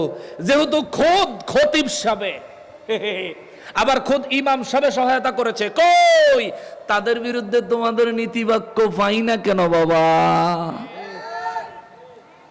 সেখানে নীতিবাক্য কোথায় থাকে? আমরা বলবো তোমরা যেগুলো করছো এগুলো নেহায়েত নিন্দনীয় অন্যায়। বের হয়ে আসো, বের হয়ে আসো। মিলাদুন নবীর কথাটা এই কারণে বললাম রে বাবা, সূরা ইউনূস আমার নূর নবী রাহমাতুল লিল আলামিনের নবুয়ত মোবারক প্রকাশের, রিসালাত মোবারক প্রকাশের প্রাথমিক দিকে আল্লাহ তাআলা নাজিল করেছেন। আমরা ধারণা করতে পারি নবীজির হায়াতে মোবারকা যখন 40+ হয়েছে তখনই আমার আল্লাহ সূরা ইউনূস নাজিল করেছেন। সূরা ইউনূস নাজিল করার কারণ হলো আমার নবী রাহমাতুল লিল আলামিন 40 বছর যাবত বুঝাইছে আরববাসীরা রে, মৌতের পরে মানুষের দেহ পচে, মৌতের পরে মানুষের হিসাব হয়, মৌতের পরে মানুষের জন্য আযাব হয়, ঈমানদারদের জন্য নাজাতের ব্যবস্থা হয়। কিন্তু কাফের বেঈমানেরা কথাগুলো মানলো না। তারা কথাগুলো বলল কি দেখেন, সূরা ইউনূসের 53 নম্বর আয়াতে তারা বলে বিসমিল্লাহির রহমানির রহিম। আল্লাহ কয় ওয়ায়াস্তামবিউনাকা নবী গো, এই সমস্ত কাফের বেঈমানেরা আপনার কাছে জানতে চায় আহাক্কু হুয়া, হে নবী আপনি যে বলেন মানুষ মারা যাওয়ার পর দেহ পচে গলে শেষ হয়ে যাওয়ার পরেও আমার আল্লাহ এই দেহ আবার পুনরায় সৃষ্টি করবেন এবং এদের উপর আল্লাহ বিচার কার্য চালাবেন, এটা কি আহাক্কুন হুয়া, এটা কি আসলেই সত্যি? নবীজিকে কাফেররা জিজ্ঞেস করে, আল্লাহ এবার নিজের ভাষায় কয় ওয়ায়াস্তামবিউনাকা নবী গো নবী, ওরা যখন আপনাকে জিজ্ঞেস করে আহাক্কুন হুয়া, এই শাস্তির কথা আযাবের কথা কি সত্য? আল্লাহ বলেন হুকুল হুজুর আপনি বলে দেন ই ওয়া রাব্বি, হ্যাঁ আমার ওই রব, ওই প্রতিপালকের শপথ করে বলছি, কসম করে বলছি, ইন্নাহু লাহাক্কুন, নিশ্চয় এটা সত্য। আল্লাহু আকবার। মক্কার কাফিররা মানুষ মারা যাওয়ার পরে আল্লাহ বিচার করবে এটা অস্বীকার করত, যার কারণে তারা সরাসরি পাপে নিমজ্জিত হইতো, যার কারণে তারা কোনো ভেদ বিচার করত না। আইয়ামে জাহিলিয়াতের যুগ যখন ছিল রে, জাহিলিয়াতের বর্বরতা কত ভয়ঙ্কর রূপ ছিল, এগুলো আপনাদের ছেলেরা যারা 7, 8, 9, 10 পড়ে মাদ্রাসায়, ওদের কাছে জিজ্ঞেস করলেও জানতে পারবেন, এটা ওয়াজের কোনো বিষয় না। তবে শুধু এইটুকু বলি, তখন অত্যন্ত জঘন্য পরিবেশ ছিল।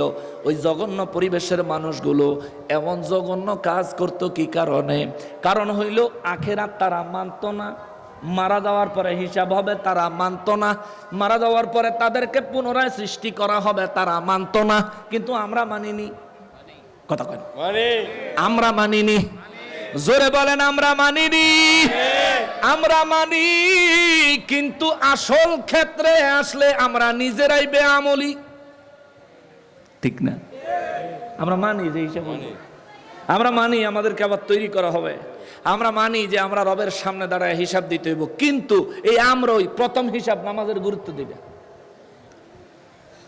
আমরা গুরুত্ব দিতে হবে। নামাজটা কেন পড়েন? এটা তো আপনার মিয়া। যে চাকরি করেন, আপনার চাকরি স্থল থেকে যদি ঘোষণা দেওয়া হয় তুমি যদি 2 ঘন্টা ডিউটি বাড়ায়া করো তাইলে তোমার মূল বেতনের চাইতেও দ্বিগুণ হাজিরা পাবা, আপনি কি 2 ঘন্টা ডিউটি বাড়ায়া করবেন? তাহার তো দরকার আছে, সুবিধা যদি পাওয়া যায় করলাম। একজনও এমন নাই যে করতো না, যে মাঝে মধ্যে অসুস্থ হইলে করলাম না, কিন্তু সুযোগ থাকলে কেউ ছাড়তেন না। আমরা যে এটা বুঝি কয়দিনের জিন্দেগির জন্য, কিন্তু যে দুনিয়ার শুরু আছে শেষ নাই, যেখানকার জন্য যদি চিরস্থায়ী আযাবের একটা রায় যদি হয়ে যায় শেষ, আর উদ্ধার হওয়ার আর কোনো রাস্তা নাই, আর কোনো জামিনের পথ নাই, কোনো জামিন নেই। সেখানকার জন্য একটু চিন্তা করেন। রব্বুল আলামিন বলেন নবী গো, যখন আপনাকে জিজ্ঞেস করা হয় সূরা ইউনূস আল্লাহ কেন নাজিল করলেন? আল্লাহ কয়, হুজুর যখন আপনাকে জিজ্ঞেস করা হয় মৌতের পরে মানুষকে আবার তার পচা গলা দেহ থেকে পুনরায় তৈরি করা হবে কিনা, শাস্তি দেওয়া হবে কিনা, আযাব দেওয়া হবে কিনা, কুল আপনি বলেন ই ওয়া রব্বি, হ্যাঁ আমার প্রতিপালক আমার রবের শপথ। হুজুর আপনি আরো বলেন ইন্নাহু লাহাক্কুন, নিশ্চয়ই নিশ্চয়ই এটা সত্য, অবশ্যই সত্য। ওয়ামা আনতুম বিমুজিজিন,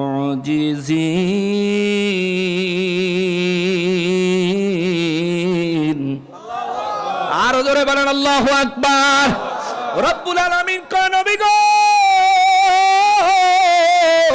আপনি তাদেরকে বলে দেন আমার রব তোমাদেরকে আবার তৈরি করবে, আমার রব তোমাদের কাছ থেকে হিসাব চাইবে, হিসাব দিতে না পারলে তোমাদের উপর আযাব আরম্ভ হবে। যখন আল্লাহর আযাব আরম্ভ হবে নিজেকে রক্ষা করার মতো কোন ব্যবস্থা তোমার কাছে থাকবে? আল্লাহ আমার রাসূলকে দিয়া তাদেরকে শক্ত মেসেজ দিলেন। তখন কাফেররা একটু খিলখিলায় হাসতে লাগলো। এ মুহাম্মদ আমাদের কাছে কত সম্পদ আছে, সোনা গয়না হীরা জহরত মণিমুক্তা কত সম্পদ আছে। আরবে কেউ যদি অন্যায় করে অন্যায়ের জরিমানা দিয়েও শাস্তি থেকে বাঁচতে পারে। আমাদের দেশেও তো এমন সিস্টেম আছে, আছে না? কথা কয় না, আছে না? যেমন আমি মুফতি আলাউদ্দিন জিহাদি ভাই সহ আমরা 29 জনের একটা টিম আমরা মিশর, জর্ডান এবং ফিলিস্তিন সফর করেছিলাম। ওই সফরে জর্ডানে যখন সফর করি জর্ডানের গাইডের কাছ থেকে জর্ডানের একটা আইন সম্পর্কে জানতে পারি। তিনি বলেন কেউ যদি এই জর্ডানে কোনো একটা মেয়ের দেখা যদি বলে ইউ আর বিউটিফুল, তুমি অনেক সুন্দর, কেউ যদি বলে এই মাইয়া তার সঙ্গে সঙ্গে বাড়ি যায় তার বাপেরে কইব হ্যাঁ আমার সুন্দর কইছে, হ্যাঁ হ্যাঁ, মেয়ের বাবার সঙ্গে সঙ্গে কোর্টে যায় কেস করব এক কথার লাগিয়া। আমাকে তো সেটিতে ফুলাবে নেম নই কইলা নাকি সিফাদি আই লাভ ইউ কই আরেক দিকে বিরাতায় মাইয়া যদি একটা মুস্কি হাসি দেয় তখন একটা কাম হইয়া গেছে ঠিক না? আর যদি মাইয়ার দেখা অবস্থা খারাপ তখন দোস্তরে ভাগ ওর পিছের দিকে যাইস না। কিন্তু জর্ডানের একটা কড়া আইন, গাইড আমাদেরকে বললেন জর্ডান সম্পর্কে, উনি ডেসক্রিপশন বলতে গিয়া জর্ডানের আইন সম্পর্কে বুঝাইতে গিয়া তিনি বললেন কেউ যদি একটা মেয়েরা বলে তুমি সুন্দর কিংবা আমি তোমার পছন্দ করি এমন কোন কথা যদি কোনো যুবক কোনো যুবতীরে কয়, কোনো বুড়ো যদি কোনো যুবতীরে কয়, কোনো যুবক যদি কোনো বুড়িরে কয়, সে গিয়া তার বাবারে কইব, তার বাবায় কোর্টে গিয়া মামলা করব, মামলা করলে তারে এই ফোলারে ধরে নিব, নেওয়ার পর তার উপর রায় হইব তার জিব্বা কেটে দাও। হ্যাঁ হ্যাঁ, রায় হইব কি তার জিব্বা কেটে, আর জান কেউ কইতো না পারে তুমি সুন্দর। এটা জর্ডানের আইন। এখন আমি তারা প্রশ্ন করলাম একটা কথার লেগে আমি সে জিব্বা কেটে দেয়, এটা কোনটা, এটা কি ধরনের আইন? বলে না আপনি যদি চান আপনার জিব্বা আপনি বাঁচাইতে পারেন। কেমনে? কয় আপনার জিব্বার জন্য আপনি মূল্য পরিশোধ করতে পারেন। কি মূল্য? 250 উট। এক একটা উটের দাম হইব 5000 জেডি, জর্ডানের ডলার। জর্ডানের ডলার হচ্ছে ইউএস ডলারের চাইতেও দামি। ইউএস ডলার 122 টাকা এখন, জর্ডানের ডলার 172 টাকা বাংলা। এই একটা উটের দাম 5000 জর্ডানি ডলার। এইরকম 250 উট কিংবা 250 উটের মূল্য কেউ যদি আদালতে দেয় তাহলে আদালত তার জিব্বা ছেড়ে দিব, যা তুই জিব্বা লইয়া খাইয়া বাস। এই কথাটা এই কারণে আল্লাহ আরব দেশের ওই কাফের বেঈমানেরা নূর নবী রাহমাতুল্লিল আলামিনের দরবারে উপস্থাপন করলো, মুহাম্মদ আমরা তো তোমার অনেক বিচক্ষণ মনে করেছিলাম, কেননা আমরা জানি কোন অপরাধ অনেক সময় গুরুতর অপরাধ মূল্য পরিশোধের মাধ্যমে কাফারা আদায়ের মাধ্যমে মানুষ গুরুতর অপরাধ থেকেও মুক্তি পাওয়া যায়। তুমি আমাগরে খালি শাস্তির কথাই কও, আমাদের কাছে যে হীরা জহরত মণিমুক্তা অমূল্য সম্পদের ভান্ডার রয়েছে এই অমূল্য সম্পদ রব্বুল ইজ্জাত তোমার রব যদি আমাকে ধরেও তোমার রবের এগুলি দিয়াটি আমরা বেচালাম।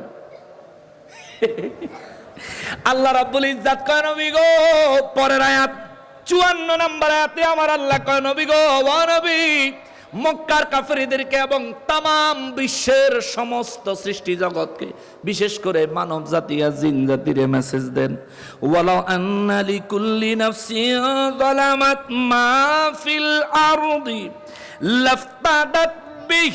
এই জমিনে আমি আল্লাহ যত সম্পদ দিছি, এই জমিনে আমি রব্বুল আলামিন যত সম্পদ দিয়েছি, এই সমস্ত সম্পদের কোন ব্যক্তি যদি মালিক হয়, সে যদি হাসরের ময়দানে বিচারের কাঠগড়ায় জালিম হইয়া জুলুমকারী হইয়া যদি দাঁড়ায়, তার সমস্ত সম্পদগুলার সেদিন যদি তার মালিকানাও থাকে, আল্লাহ বুঝাইতেছেন লাও, যদি সেদিন তার মালিকানাও থাকে, যদিও হাসরের ময়দানে আমাদের কারো কোনো সম্পত্তির মালিকানা থাকবে থাকবে, আরে ভিন্ন কাপড়ই থাকতো না মিয়া, এটা যে আমার। নবীজি বলছেন যেটা পরো, যেটা খাও, এটা তোমার মরণের আগে, মরণের পরে এটাও আমার না। চিন্তা করতেছেন, মৌতের পরে এটাও আমার না। হাসরের ময়দানে আমি আর আমনে খারামো, আল্লাহ কেমনে খাড়া করে আল্লাহ জানে। তবে নবীজির হাদিস মোবারক থেকে শুনেছি কারো পরনে কাপড় থাকবে না। নবী রাসূলদের হিসাব ভিন্ন, আউলিয়া কেরামদের হিসাব ভিন্ন, সাধারণ মানুষদের কথা নবী বলেছেন। আবার এটা দিয়া খোদ নবী রহমাতুল্লিল আলামিনের ব্যাপারে এই ধরনের মন্তব্য করবেন না, কোন নবী রাসূলদের ব্যাপারে এই ধরনের মন্তব্য করবেন না। খবরদার, আমার নবী বলেন রওজা মোবারক থেকে কিয়ামতের জন্য আমি যখন সর্বপ্রথম বের হব, সবুজ পোশাক পরিধান করা অবস্থায় সর্বপ্রথম আমি বেরোবো। বেরোয়া সারা পৃথিবীতে তাকায়া দেখবো কেউ নাই, সেজদা দিয়া বলবো মালিক আমার উম্মত আমারে না দেখাই জাহান্নামে ফেলাইয়া দিছো। আল্লাহ বলবো হুজুর আপনাকে দিয়ে উদ্বোধন করলাম। সুবহান, আপনি উদ্বোধক, হাসরের ময়দানের উদ্বোধন করলাম। অহন আস্তে আস্তে সব উঠবো, আপনার কোন উম্মত কোন দিকে যায় নাই, সব আছে। সুবহানাল্লাহ, আর জোরে কোন সুবহানাল্লাহ। মুসলমানের আরে, আমার পেয়ারা নবীর উম্মতের আরে, যেই কথার কারণে এই কথাটা আনলাম, রব্বুল ইজ্জাত কয় ওয়ালা আন্না লিকুল্লি নাফসিন যালামাত মা ফিল আরদ। আল্লাহ বলেন এই জমিনে আমি যত সম্পদ দিয়েছি, দৃশ্য অদৃশ্য, প্রকাশ্য গোপন, বাইরে ভিতরে, খনিজ সম্পদ এবং যে কোনো, আল্লাহ পাক রব্বুল ইজ্জাত বলেন পৃথিবীতে যে কোনো সম্পদ আমি আল্লাহ যা দিছি, এই সব কিছুর মালিক যদি কোনো জালিমের বানায় দেওয়া হয়, হাসরের ময়দানে যদি এই সব কিছুর মালিকানা তার থাকেও, আল্লাহ বলেন সে যে কইল এগুলোর বিনিময় দিয়া সে আযাব থেকে বাঁচতে চাইব, বিনিময় দিয়া সে অন্যায় থেকে মুক্তি চাইব। আল্লাহ কয় লাফতাদাত বিহ, এগুলো সব যদি সে আমি আল্লাহর কুদরতের দরবারে পেশ করে এবং আমার আযাব থেকে বাঁচতে চায়, আল্লাহ বলে লাফতাদাত বিহ, কোনো কাজে আইতো না। নাউজুবিল্লাহ, আরো জোরে, আরো জোরে বলেন। তামাম পৃথিবীর সমস্ত সম্পদের মালিকও যদি হাসরের ময়দানে রব্বুল ইজ্জাতের কদমে, রব্বুল ইজ্জাতের দরবারে কেউ যদি সারা পৃথিবীর সমস্ত সম্পদ নিজের জীবনের গুনাহ মাফের জন্য বিনিময় হিসেবে পেশ করে, আল্লাহ কয় লাফতাদাত বিহ, কোন কাজে আসবে? কথা কন না কা, কোন কাজে আসবে? কোন কাজে আসবে? এই আইন কি শুধু কাফেরের জন্য? বলেন, এই আইন কি শুধু কাফেরের জন্য? আমরা সম্পদ কামাই করব হালাল ভাবে, আমরা সম্পদ রোজগার করব হালাল ভাবে, হারামে যাইয়েন না। এটা আপনি হালাল ভাবে করলে সওয়াবটা সাথে নিয়ে যাইতে পারবেন, সম্পদটা না নিলেও। আর হারাম ভাবে যদি করে যান, সম্পদও নিলেন না, গুনার বোঝা লয়ে গেলেন, গেলে ফিটা আর ফিটা, উপায় নাই বাবা। কেউ ছুটাইতো না, এখানে দুইজন কিলে কিলে লেগে গেলে 14 জন যাবো দৌড়ে ছুটাইতো, আরে রাখ, কিন্তু হেন যে ফিটাইবো কেউ ছুটাইতো না।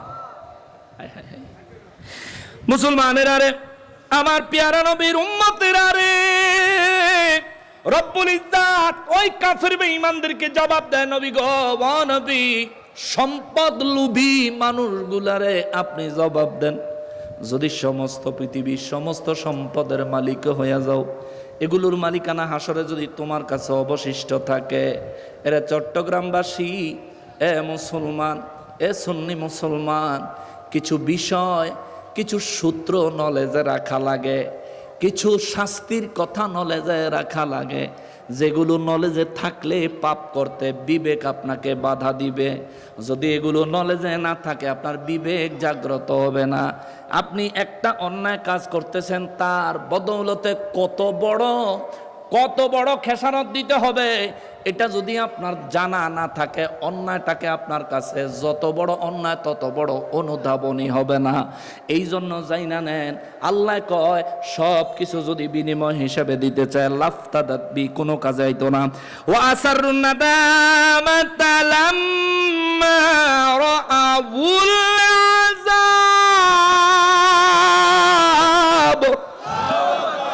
আল্লাহ কয় বরং আমার আযাব শুরু হইব, আমার আযাব শুরু হয়ে যাবে।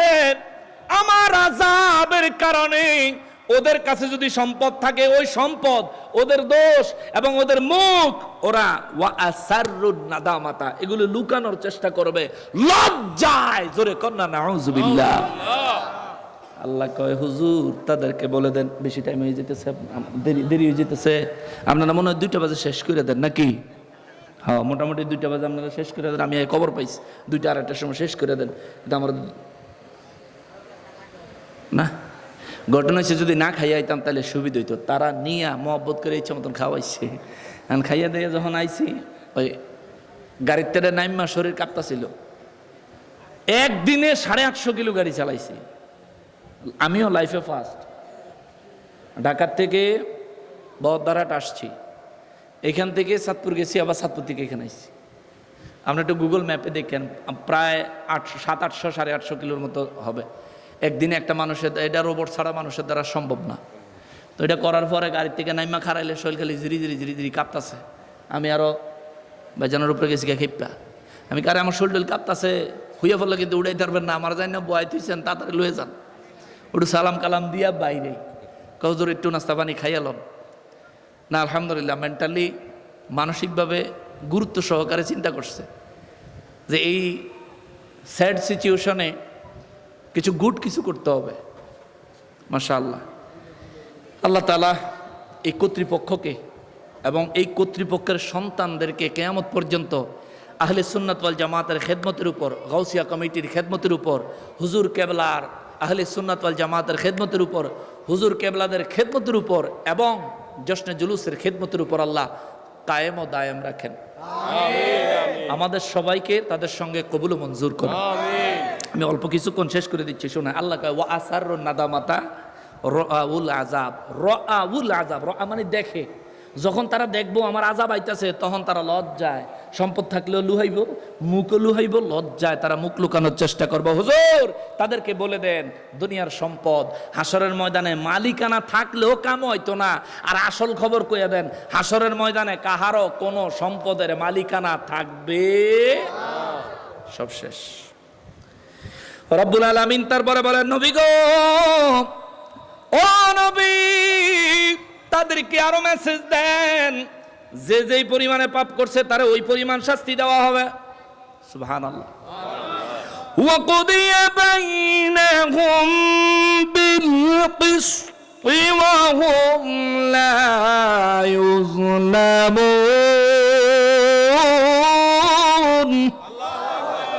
রব্বুল আলামিন কোন নবী গো, যে যতটুকু অপরাধ করবে তার উপর ততটুকুই শাস্তি দেওয়া হবে। কারো উপর আমি আল্লাহ জুলুম করব না, জুলুম করব না, জুলুম করব না। কেন না? কারো উপর জুলুম করা আমি রবের জন্য শোভা পায় না। জুলুম করা বান্দাদের মধ্যে জালিমদের স্বভাব। কথা বলেন ঠিক কিনা? এরপরে রব্বুল আলামিন বলেন, আলা ইন্না লিল্লাহি মা ফিস সামাওয়াতি ওয়াল আরদ। ইয়া রাসূলুল্লাহ সাল্লাল্লাহু আলাইহি ওয়াসাল্লাম, নবী গো, বিশ্ববাসীরে বলেন, মক্কার কাফেরদেরকে বলেন, আলা খবরদার, সাবধান সাবধান সাবধান। ইন্না লিল্লাহি মা ফিস সামাওয়াতি ওয়াল আরদ। আসমানে যা আছে সব আল্লাহর জন্য, জমিনে যা আছে সব আল্লাহর জন্য। আমরাও যা আছি কার জন্য? জোরে বলেন, কার জন্য? আল্লাহ যদি না চায় আমরা কেউ থাকতে পারবো না? জোরে বলেন থাকতে পারবো? এই জন্য রব্বুল ইজ্জত কয় নবী গো,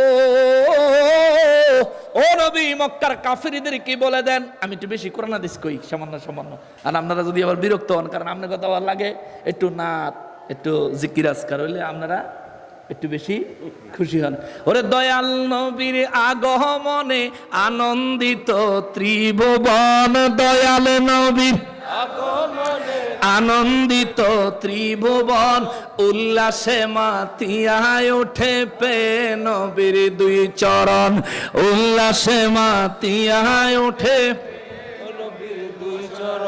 দয়াল নবীর আগমনে, দয়াল নবীর আগমনে আনন্দিত ত্রিভুবন, উল্লাসে মাতিয়ায় ওঠে পে নবীর দুই চরণ, উল্লাসে মাতিয়ায় ওঠে নবীর দুই চরণ। জান্নাত হতে হাওয়া মরিয়ম আসিয়া হাজেরা, মিলাদুন নবী পালন করতে এসেছিলেন তারা। জোরে কোন সুবহানাল্লাহ। আমার নবীর মিলাদুন নবী পালন করতে পৃথিবীর থেকে পর্দা করার পরেও মহিষী নারীরা শ্রেষ্ঠ চারজন আমার নবীর মিলাদুন নবীর খেদমতে হাজির। জোরে কন্যা সুবহানাল্লাহ। ওরে চিনলি না রে ওয়াহাবি, ওহাবি আর কত বাটফারি করে খাবি, ভালো হইয়া যা, ভালো হইয়া যা, খালি আমরা বেদাতি বেদাতি তোর ব্যাকল কেনা। ইবনে মাজাহ শরীফের 203 নম্বর হাদিসটা পড়িস, তুই দেখবি আমরা বিদাতি না, বরং আমাদের যেই কাজগুলোকে তোমরা বিদাত বলো, ওই কাজগুলোকে নবীজি সুন্নাতান হাসানাতান বলেছেন। সুবহানাল্লাহ। জোরে কয় না সুবহানাল্লাহ? আরো জোরে বলে সুবহানাল্লাহ। হাদিস নাম্বার ইবনে মাজাহ শরীফ 203 নাম্বার 203। মোবাইলের অ্যাপস থাকলে ভাই খুলে দেখো, আমার ডিজিটাল ভাইরা মোবাইলের অ্যাপস শরীফে, কেমন অ্যাপস শরীফে 203 নাম্বার হাদিস ইবনে মাজাহ শরীফের লিখবা, দেখবা সুন্দর ছোট্ট একটা হাদিস শরীফ চলে আসবে, সহিহ সনদের হাদিস। ওই আলবানি কইছে সহিহ, কওমিয়ালারা কইছে সহিহ, সুন্নিয়ালারা কইছে সহিহ, মাযহাবের ইমামরা কইছে সহিহ, আসমাউর রিজালের কিতাব লেখলেও আলারা কইছে সহিহ। কাজটা হাদিসটা কি? আমার নবী বলেন, কেউ যদি উত্তম কোন প্রথা চালু করে এর কারণে আল্লাহ তাকে সওয়াব দিবে। সুবহানাল্লাহ। এই 600 বছর পরে শুরু হয়েছে, 604 হিজরিতে শুরু হয়েছে এই ধরনের আহাম্মকি কথাবার্তার আর কোনো জায়গা নাই। নবীজি জানে নবীর মহব্বতে নবীর প্রেমিকরা অনেক ভালো ভালো কাজ মুস্তাহাব মুস্তাহসান আরম্ভ করবে। এজন্য 1450 বছর আগেই ইবনে মাজাহ শরীফের 203 নম্বরে নবীজির হাদিসে মোবারক উঠে আসছে সহিহ সনদে। নবী বলেন, এটা আমি নবীর কাছে সুন্নাতান হাসানাতান, অপরাধ নয়, আল্লাহ তাআলা আমার উম্মতের এই ধরনের কাজের জন্য সওয়াব দিবে। সুবহানাল্লাহ। এবং আমার কোন উম্মত যদি এমন কোন কাজ আরম্ভ করে, তার দেখা দেখি যদি অন্য কেউ আরম্ভ করে, তাইলে ওরা সবাই সওয়াব পাবে, ওদের সমপরিমাণ সওয়াব যার দ্বারা শুরু হইল সেও পাবে। সুবহানাল্লাহ। আনহারা কয় জশ্নের জুলুস বেলে তাহের শাহ হুজুর শুরু করছে। তাহের শাহ হুজুর শুরু করলো, তাহের শাহ হুজুরের ঠেলার ছোড়ে তোমরা দেশে থাকতারো না। তাহের শাহ হুজুর এক জামিয়া করে দিয়ে গেছে, আলহামদুলিল্লাহ এশিয়া মহাদেশের মধ্যে অন্যতম।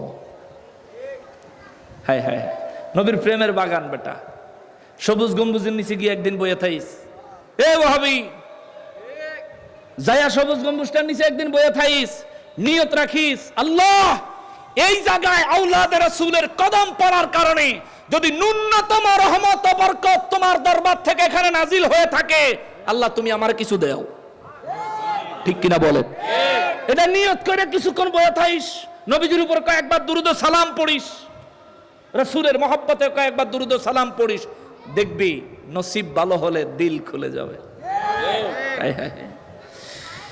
মুসলমানেরা রে, আমার পেয়ারা নবীর উম্মতেরা রে, এ মুসলমান, আমার নূর নবী রাহমাতুল লিল আলামিনের নূরানি জবান মোবারকে আমার আল্লাহ কয়, হুজুর বলে দেন কাফেরদেরকে, যারা নিজেদের সম্পদের বাহাদুরি দেখায়, সম্পদ দিয়া অন্যায়ের শাস্তি থেকে মাফ পাবে, তাদেরকে বলেন আলা, সাবধান সাবধান, ইন্না লিল্লাহি মা ফিস সামাওয়াতি ওয়াল আরদ।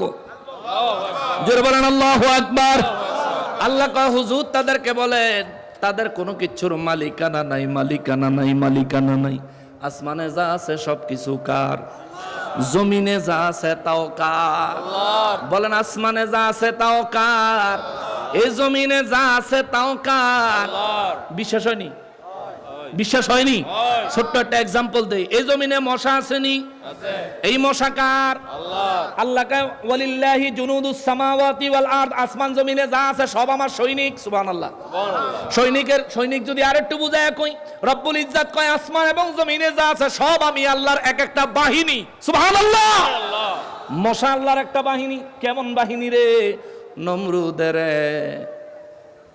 400 বছর নিজের জুতা দিয়া নিজের মাথাত ফিডাইছে। কয় বছর?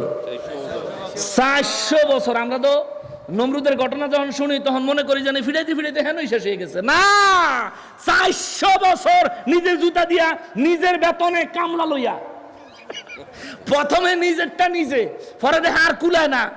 এই হাতের বাড়ি বন্ধ হইলে মশার ভিতরে ডিউটি টুকুস করে একটা লাগাই দেয়, টুকুস করে দিলে হাতের ধুসুম করে বাড়ি দেয়। চিন্তা করে হ্যান্দাও কামড়াইতেছে, হ্যান্দাও বাইরেতেছে, আরে আমি তো ক্লান্ত হয়ে যেতেছি গা। পরে লোক লইছে দুইটা, রে খালি বাইরাবি। কোন কয় মাতাত, কয় কারে? কয় নমরুদরে। কয় হ, মারণের বুদ্ধি। তে হইলো খুদা, তারে বাড়ি দেই আর তে আমরা মাইরে লাগ। কয় বাড়ি না দিলে মেরে লো মুতরে। পরে কয় ইব্রাহিম নবী যে কইছিল তুই পাগল, আসলেই পাগল তুই। তুই বলে খোদা, তুই কালা আবার কাজ খোদা। কারে বাড়ি দে নাহলে কিন্তু তোর। আচ্ছা ঠিক আছে। এতে কয় বাড়ি এমনি মাগনা মাগনা দিতে পারতাম না, বেতন লাগবো। কয় দিমু, যা সস্তা দিমু, দে বাড়ি দে। 400 বছর পর্যন্ত নিজের বেতনের কামলায়, নিজের মাথাত, নিজের পায়ের স্যান্ডেল দিয়া,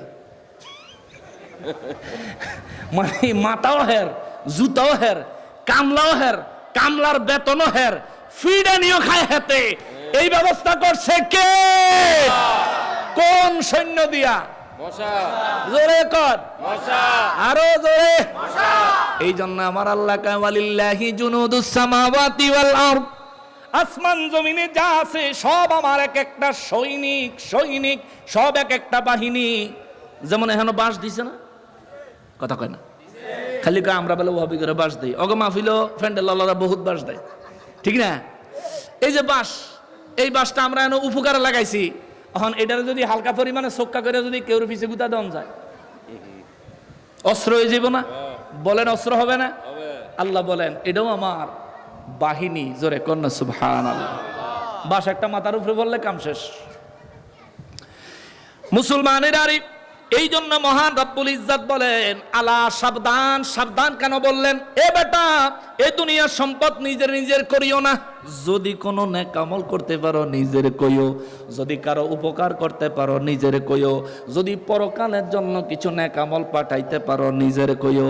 তুমি মিয়া যে সমস্ত ফলস জিনিস, যে সমস্ত জিনিস তোমার নিঃশ্বাস বন্ধ হইলে আর কোনো ভ্যালু নাই, যে সমস্ত জিনিসের মালিক তুমি না, বরং তুমি একটা পাহারাদার।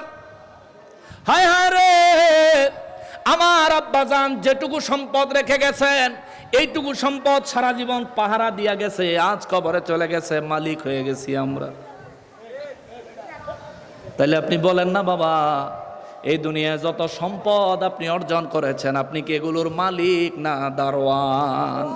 জোরে কন্যা কা, এগুলোর আপনি মালিক না, আমি মালিক না, আমরা পাহারাদার। দারোয়ান, দারোয়ান, দারোয়ান, দারোয়ান। আরে বাড়ির জন্য মায়া দেখাইলে দারোয়ানের কোনো ফায়দা হয় না, বাড়ির মালিকানা পায় না। সর্বোচ্চ মালিক তার একটু বেশি ভালোবাসে, তাও যদি বৈধভাবে বাড়ির মালিকানা চায়। আর যদি অবৈধভাবে রড বেচা, সিমেন্ট বেচা, ইট বেচা, কাঠ বেচা যদি বুদ্ধি করে, তাহলে মালিকের কিলকনি ফ্রি, বেতন মার, ঠিক না? এই জন্য বাবারে রব্বুল ইজ্জাত বলেন সব কিছুর মালিকানা আমার, তোমার না, তোমার না। কুলিল্লাহুম্মা মালিকাল মুলক, সমস্ত মুলকিয়তের মালিক আমার, তোমার না। তবে হা হা হা, এ বান্দা, বান্দা রে, তুমি যেটুকু কিনলা, মনে করো জমির মালিক তুমি। এ বেটা, এখন নিঃশ্বাস বন্ধ হয়ে গেলে তোমার মালিকানা শেষ। মালিকানা শেষ। এই জীবনে যত মানুষ জমি কিনে দুনিয়া থেকে কবরে চলে গেছে, কোটি টাকার জমি কিনছে, 2 টাকার মাটি খাইয়া যাইতে পারছেনি। মাটি কি খাওয়ান যায়? অথচ এটা নিয়ে আমরা বাহাদুরি, এটা নিয়ে আমাদের বাহাদুরি, এটা নিয়ে আমাদের মালিকানা, কত প্রভাব, কত প্রতিপত্তি। আসলে আল্লাহর কসম আমরা এটার মালিক না, আমরা এটা দারোয়ান। আমার বাপের দারোয়ানি করে গেছে, দারোয়ানি করে এই সম্পদ আমরা যে দিয়া গেছে, আমরা কি মালিক হইছি? আমরাও দারোয়ান, কারণ না কারণ লাগে পাহারা দিব।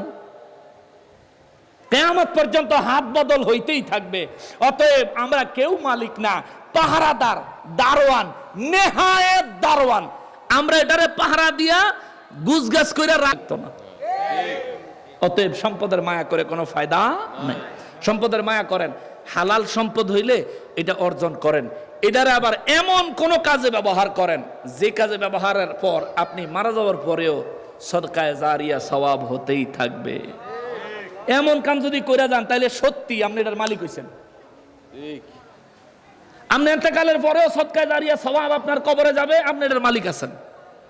আলহামদুলিল্লাহ কর, এমন ভাবে ব্যবস্থা করবেন। এই জন্য আল্লাহ কয়েন আলা ইন্না লিল্লাহি মা ফিস সামাওয়াতি ওয়াল আরদ। নবী গো, সম্পদের ব্যাপারে, আসমান এবং জমিনের সম্পত্তির ব্যাপারে মানুষগুলার একটু সাবধান হইতে কোন। এগুলো তাদের না, তারা পাহারাদার, এগুলোর মালিক কে? আল্লাহ কয় আলা ইন্না ওয়াদাল্লাহি হাক্কুন ওয়ালাকিন্না আকসারহুম লা ইয়ালামুন। রব্বুল আলামিন বলেন নবী গো, ও নবী, তাদেরকে আরো বলেন, এই বিশ্ববাসী রে, জানিয়া রাখ, জানিয়া রাখ, জানিয়া রাখ, ইন্না ওয়াদাল্লাহি হাক্কুন। আল্লাহ যা ওয়াদা করে তা সত্য। সুবহানাল্লাহ, সুবহানাল্লাহ। আল্লাহ যা ওয়াদা করেছেন তা সত্য না মিথ্যা? সত্য। জোরে বলেন, আরো জোরে বলেন। জাহান্নামে আযাব দিব কে? আল্লাহ। জোরে বলেন না কে? আল্লাহ। এটা সত্য না মিথ্যা? সত্য। কেমনে বুঝছেন সত্য? কারণ আমার নবী দেখে আইছে। সুবহানাল্লাহ, সুবহানাল্লাহ। আল্লাহর আযাব সত্য, এই কথার দলিল আমার নবী। সুবহানাল্লাহ, সুবহানাল্লাহ। এই জন্য আল্লাহ কয় কদ জাআকুম বুরহানুম মির রাব্বিকুম। আমার নবীর এই জন্য আল্লাহ দলিল বানায়। আল্লাহ কয় আমার তোমাদের দুনিয়ায় তোমাদের সম্পত্তির দলিল হলো কাগজপত্র, স্টাম্প, কাগজপত্র, এটা তোমাদের সম্পদের দলিল। আর আমি রব্বুল ইজ্জাতের সৃষ্টি এবং আমি রবের রববিয়তের দলিল হলো আমার হাবিবুল্লাহ। কেমন? আমি কুরআনুল কারীমে বলছি জান্নাতুন তাজরি মিন তাহতিহাল আনহার। আমি কুরআনুল কারীমে বলছি আমি এমন একটা জান্নাত বানাইছি রে, ওই জান্নাতের তলদেশ দিয়া আমি আল্লাহর দুধের, মধুর, শরবতের এবং মিষ্টি পানির নহর প্রবাহিত রয়েছে। এটা আমি কইছি, আর আমার হাবিবুল্লাহ দেখা গেছে। সুবহানাল্লাহ।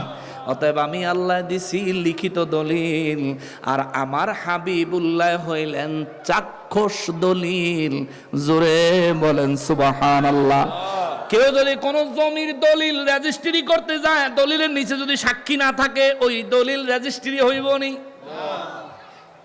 একজনও সাক্ষী নাই, রেজিস্ট্রি হবে? টাকা টুকা সব দিছেন, বেচুন না কইতেছে যে হ আমি বেচছি, কিনুন না কইতেছে হ আমি কিনছি। ম্যাজিস্ট্রেট কইব সাক্ষী কে? আরে তে বেচছে, আমি কিনছি, সাক্ষী দিয়ে কিনতাম। ম্যাজিস্ট্রেট কইব হবে না, not allow, try again.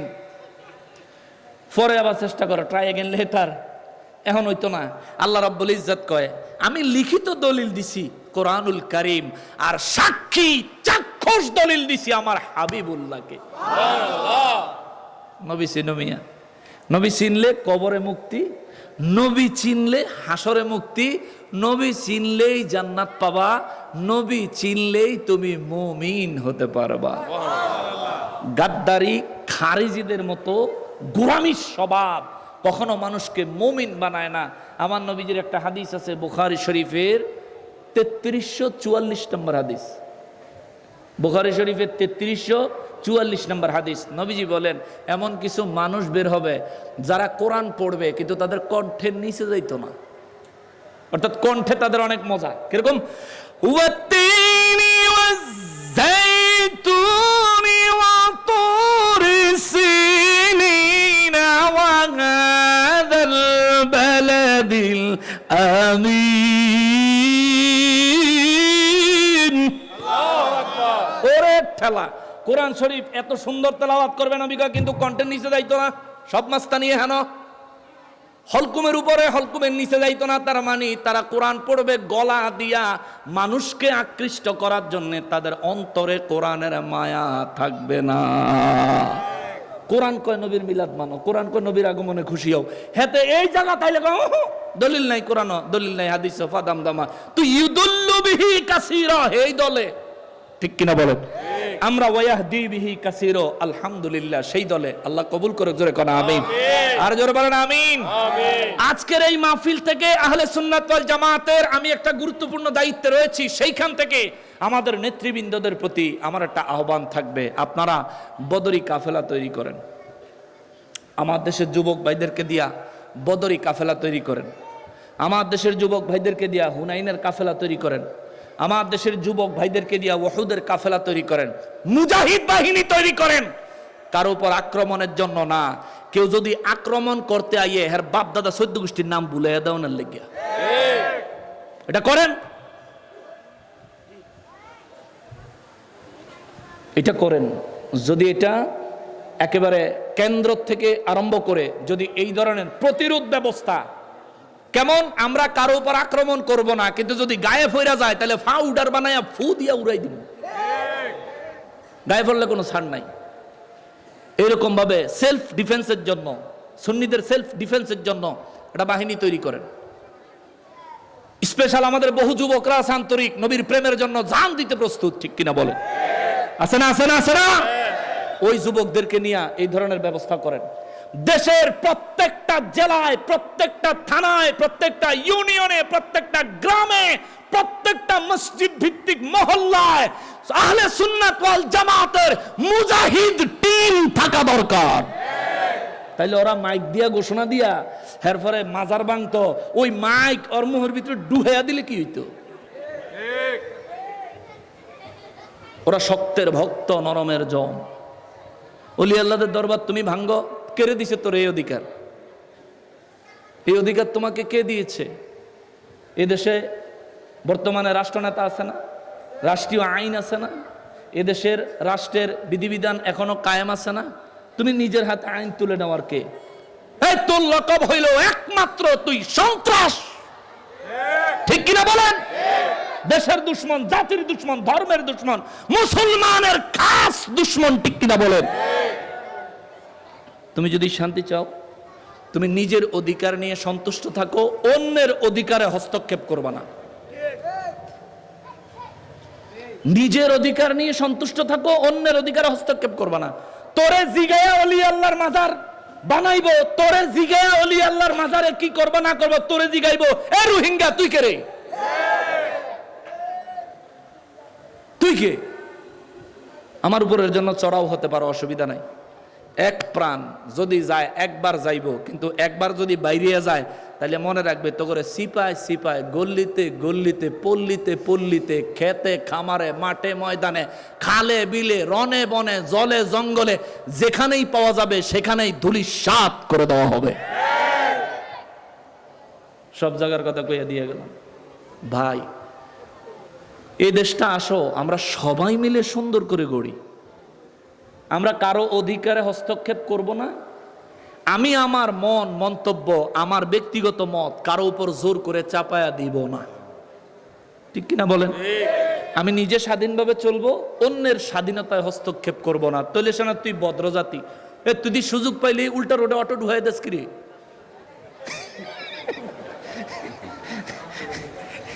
Chance পাইলে এখন জামডাত বই রইলাম। সিনজালা অনেকে আছে, আমার সিনজালা বাইক ডরে গাড়ি আগাই তারে না। হেরা ডাইনে দিয়ে আইয়া, বামে দিয়ে আইয়া, সামনে দিয়ে আইয়া, পিছনে দিয়ে আইয়া, আবার হরেনও দেয়। কোন ডর করে না, কোন দাদানি লাগাই দেয়। হেরার দিতে স্টিল বডি, লাগলে কিচ্ছু হয় না। আর আমরা দিতে প্লাস্টিক, বললে জায়গা বিপদে আছি। যাই হোক বাবা, আজকে আমার আলোচনার উদ্দেশ্য ছিল আপনি কে, আপনার কি আছে, আপনি কতটুকুর মালিক, এটা বোঝানোর জন্য। এই আমার আব্বা চলে গেছেন হাত খালি। ওরে ছিলেন বাদশাহ সিকান্দার, খালি হাতে চলে গেলেন, কিছু নিল ছিলেন বাদশাহ সিকান্দার,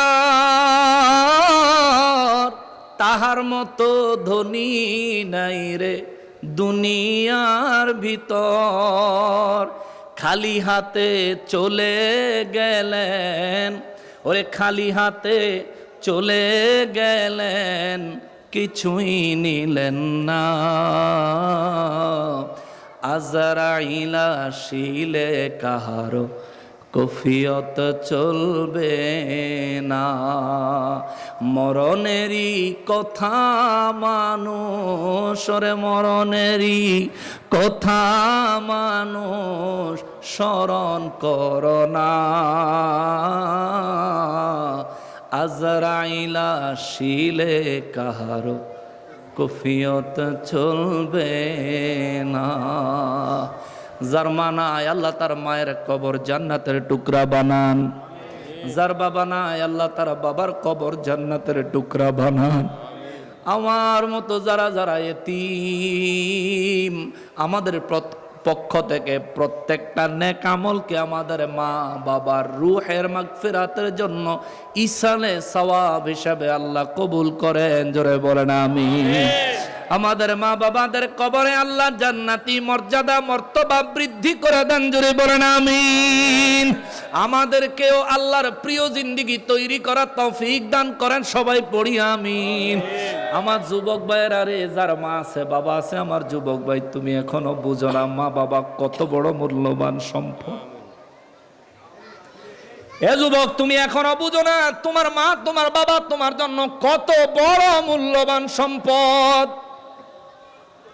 আল্লাহ রাব্বুল ইজ্জাত মেহেরবানি করে আমি গুনাহগারকে নাম দিছে, যশ দিছে, খ্যাতি দিছে, সম্পদ দিছে, পরিচয় দিছে, নিজের একটা পরিচয় দেওয়ার মতো অবস্থান আল্লাহ আমারে দিছে।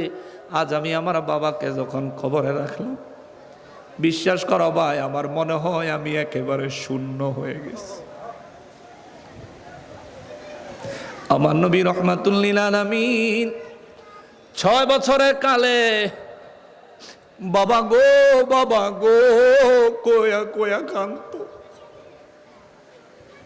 নবীজির আম্মা জান আমার নবীজির কান্না দেখে আর সইতে পারলেন না, নবীজিকে নিয়ে রওনা দিলেন নবীজির আব্বা হযরতের মাজারে মোবারকা দেখানোর জন্য। নিয়ে গেলে আমেনা নবীজির আম্মা জান নবীজির কয় বাবারে এটা তোমার বাবার কবর, তুমি তোমার বাবার জন্য একটু দোয়া করো। আমার নবী রাহমাতুল লিল আলামিন মাত্র 6 বছরের নবী সেখানে দাঁড়ায় কয় বাবা গো,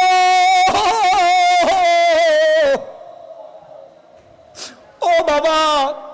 মক্কা শিশুদেরকে তাদের বাবারা কোলে নেওয়ার জন্য আসে, বিকাল বেলা বাড়িতে নিয়ে যাওয়ার জন্য আসে, গো বাবা তুমি আসো না কেন? আমার নবী নিজে তার বাবার জন্য এমন মায়া করতেন। আমার নবীজির মায়ার কারণে নবীজি আম্মা জান নবীজিকে নিয়ে মদিনা মুনাওয়ারা থেকে ফিরার পথে আবওয়া নামক জায়গায় আসার পরে নবীজির পিতার জন্য এমন আর্তনাদ দেখে ভাবতে ভাবতে ভাবতে ভাবতে এক পর্যায়ে তিনিও দুনিয়া থেকে পর্দা করে ফেললেন। এ মুসলমান, মা নাই যার, বাবা নাই যার, মা নাই যার তার মতো দুঃখী আর কেউ নাই রে। বাবা নাই যার তার মতো এতিম জমিনে আর কেউ নাই। যেদিন মা থাকতো না সেদিন বুঝবি, যেদিন বাবা থাকতো না সেদিন বুঝবি, কিন্তু বুঝলেও লাভ হইতো না, লাভ হইতো না, লাভ হইতো না। এই জন্য গজলের মধ্যে কয় ওরে বাইচা থাকতে চিনলি না রে মা কি জিনিস তোরা, রাস্তায় বৈশা কাঁদবি একদিন রে, হায় রে অমূল্য ধন হারাইয়া, ও রে মা কর যাইয়া, ভবে দিন তাকিতে ওরে মানুষ মায়ের সেবা কর যাইয়া।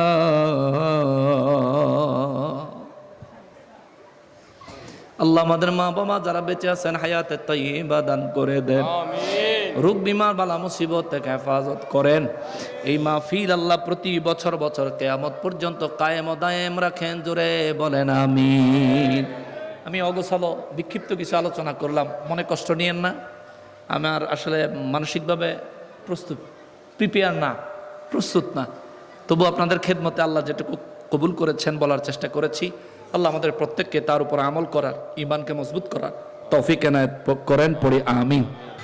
ইয়া নবী সালাম আলাইকা, ইয়া রাসূল সালাম আলাইকা, ইয়া হাবিব সালাম আলাইকা, সালাওয়াতুল্লাহ হাবিবি সাইয়্যিদি ইয়া রাসূলুল্লাহ, আকা ওয়া ইয়া হাবিবাল্লাহ,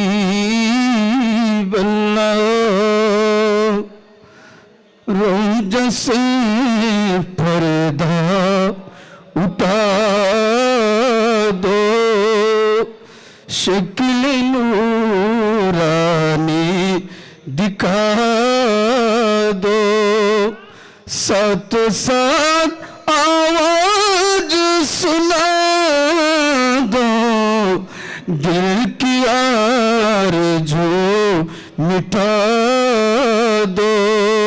या नबी सलाम अलैका, या रसूल सलाम अलैका, या हबीब सलाम अलैका, सलावतुल्लाह या रहमतल लिल आलमीन, व या शफीअल मुज़निबीन। মা বাবা যাদের কবরে দেখিবেন মায়ার নজরে, সুপারিশ করিবেন হাসরে, এই আরজ আপনার চরণে। ইয়া নবী সালাম আলাইকা, ইয়া রাসূল সালাম আলাইকা, ইয়া হাবিব সালাম আলাইকা, সালাওয়াতুল্লাহ আলাইকা। मीठा मीठा है मेरे मोहम्मद का नाम, उन पर लाखों करोड़ों दो सलाम। मुस्तफा जाने रहमत फैला को सलाम, शम्अ बज़ में हिदायत फैला। आल नबी अस्हाब नबी और शुहदाई किराम, वोले बागे रिसालत फैला को सलाम मुस्तफा जाने रहमत पहला को सलाम शम्अ बज़ में हिदायत पहला गौसे आज़म इमाम तुक़ा वन्नुक़ा गौसे आज़म इमाम तुक़ा वन्नुक़ा जलवाए शान कुदरत पहला को सलाम मुस्तफा जाने रहमत पहला को सलाम शम्अ बज़ में हिदायत पहला इमाम आज़म गौसे आज़म ख्वाजा गरीब नवाज चोरोवी सिरकोटी आका तैयब शाह हादियान दीनो मिल्लत पहला को सलाम मुस्तफा जाने रहमत पहला को सलाम शम्अ बज़ में हिदायत पहला आला हज़रत शेर बंगला और गौसे मजी भंडार मुश्किल कुशा हाजत रवा तमाम औलिया कामिलीन जिनके हर हर आदा सुन्नत मुस्तफा ऐसे पीरे तरीक़त पहला को सलाम मुस्तफा।